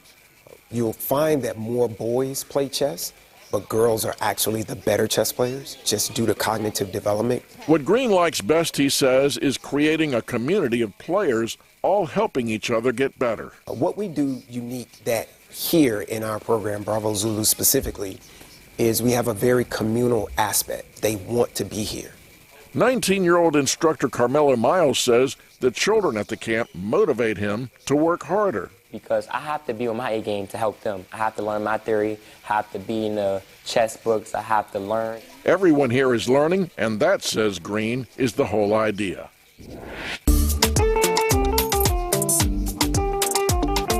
And let's go to Senegal, where students and their teacher have transformed a solar-powered car project into what they call a gazelle village, which is a network of solar-powered generators designed to bring light and energy to small rural communities. Reporters Alison Fernandez and Mustafa Dine bring us this story from the capital in Dakar. Let's check it out. At the Mechanical Engineering Department of the Polytechnic School of Dakar, Senegal, students are designing unique generators with enough power to provide electricity in rural villages. The project started with Auto Gazelle, a solar-powered car that also serves as a generator when stationary. The original prototype was developed in 2018 in collaboration with students from Canada and Italy. Sidi Maktar Sorna, a former student, explains how this initiative evolved. At first, it was just a car, and now we have managed to get 2 cars. It works like the solar car and can produce energy once it stops, adapted to the rural environment, all powered by photovoltaic solar energy. We have managed to set up 2 station units. The students ultimately build 3 solar-powered charging stations for the cars that can be dismantled and transported. They supply energy up to 25 kilowatts per day, which can be used for a variety of tasks such as carpentry, blacksmithing, or used to dry crops. Maguette Cissé says it costs around $16,000, 10 million CFA francs, to build 3 stations capable of supplying electricity to a village. He says he wants to develop training courses so artisans can themselves develop gazelle villages throughout the region.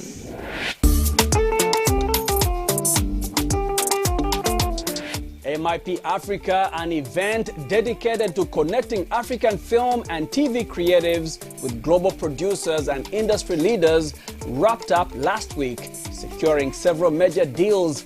The event, which showcased the growing influence of African cinema on the international stage, was held as part of the Fame Week Africa, a major conference for creative professionals.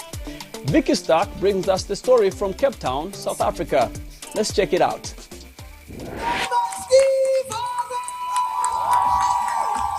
US superstar comedian and producer Steve Harvey was a headliner last week at MIP Africa, a networking event that brings African TV and filmmakers together with the business people and countries that help bring their dreams to the screen. Harvey shared insights about his career in a hosted conversation.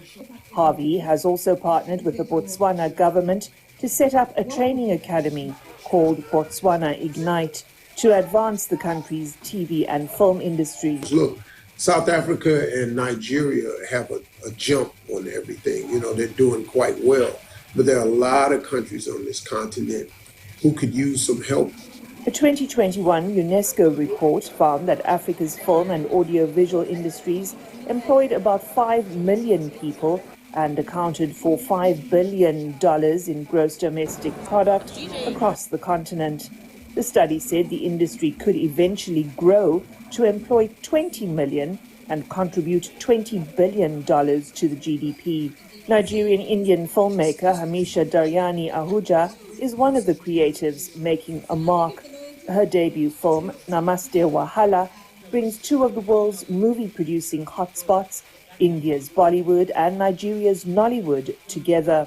When it was released on Netflix in 2021, the interracial romantic comedy was ranked number 6 on the platform worldwide. The Nigerian industry is doing fantastic at the moment. I think it's actually following the trajectory of where Bollywood was some years ago. We have similar issues that Mumbai and the Bollywood industry faced, such as internet issues, Wi-Fi, and all of that has changed. Several attendees VOA spoke to said streaming platforms like Netflix and Showmax, which buy work from African creatives, have been a game changer. Lonwabo Mavuso, co-founder and executive director of research company Andani Africa, spoke about transformation on a panel that promoted building ties with Atlanta. The American city boasts a proud history of black entrepreneurship. Mavuso's firm did a study for South Africa's National Film and Video Foundation in which they compared data on industry employment for the country from 2004 to 2021. And there's been a 300% increase in terms of black employment in the film and TV industry. However, of that stat, Of that said, a lot of those jobs still sit within sort of low-ranking jobs and with very limited influence in terms of decision-making. While Fenwick Africa marketing manager Stephen Beckett wouldn't say how many deals were signed during MIP Africa, he said the event was bigger than last year. Just over 7,000 recorded meetings taking place at MIP Africa. And obviously this is just a sign of the growth and the necessity within the industry. Fenwick Africa also includes the Muziki Africa music industry event, the Cape Town International Animation Festival, a shorts film festival, and the Africa Fashion Forum.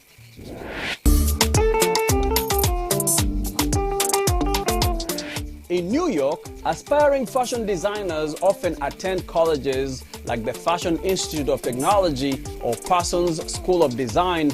But for those without the means or access to higher education, a Harlem-based fashion incubator, a company that helps new fashion designers grow and learn the business, is providing alternative paths to the industry. VOA's Tina Tree shows us two emerging talents. There's something so beautiful about making something that is an art that people wear every single day. For Trey Malone Buchanan, the art is fashion. He's a design apprentice at So Harlem, an incubator for emerging fashion designers and entrepreneurs in New York's historically black neighborhood of Harlem. I love to create clothing that you have on, but it can be shaped or shifted or even a different pattern or different fabric to something that can make it even more cooler than what it already is. But in the city's ultra-competitive fashion industry, Buchanan has no illusions about the challenges of breaking into the field. A 2021 report by the Council of Fashion Designers of America and clothing company PVH Corp. surveyed over 1,000 employees across 41 fashion companies and found that 2 in 3 black employees experienced microaggressions and were often the only minority in the room. It's a very closed group. Sometimes you really gotta just slide into the back door. Sometimes you gotta wiggle your way in. It's why spaces like So Harlem are critical for creating pathways for young talent like Buchanan and fellow apprentice Noah Joseph.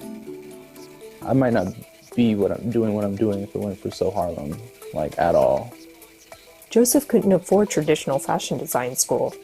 I'd never touched a sewing machine before I got here. Never. And I came here and, they walked me through everything. I was able to learn how to sew. I learned how to cut patterns, make patterns. The nonprofit has helped launch more than 20 micro-businesses, including Joseph and Buchanan's respective clothing lines. Along the way, it has trained unemployed and underemployed locals and assisted with job placement. I didn't know this was in Harlem. I thought I would have to go downtown to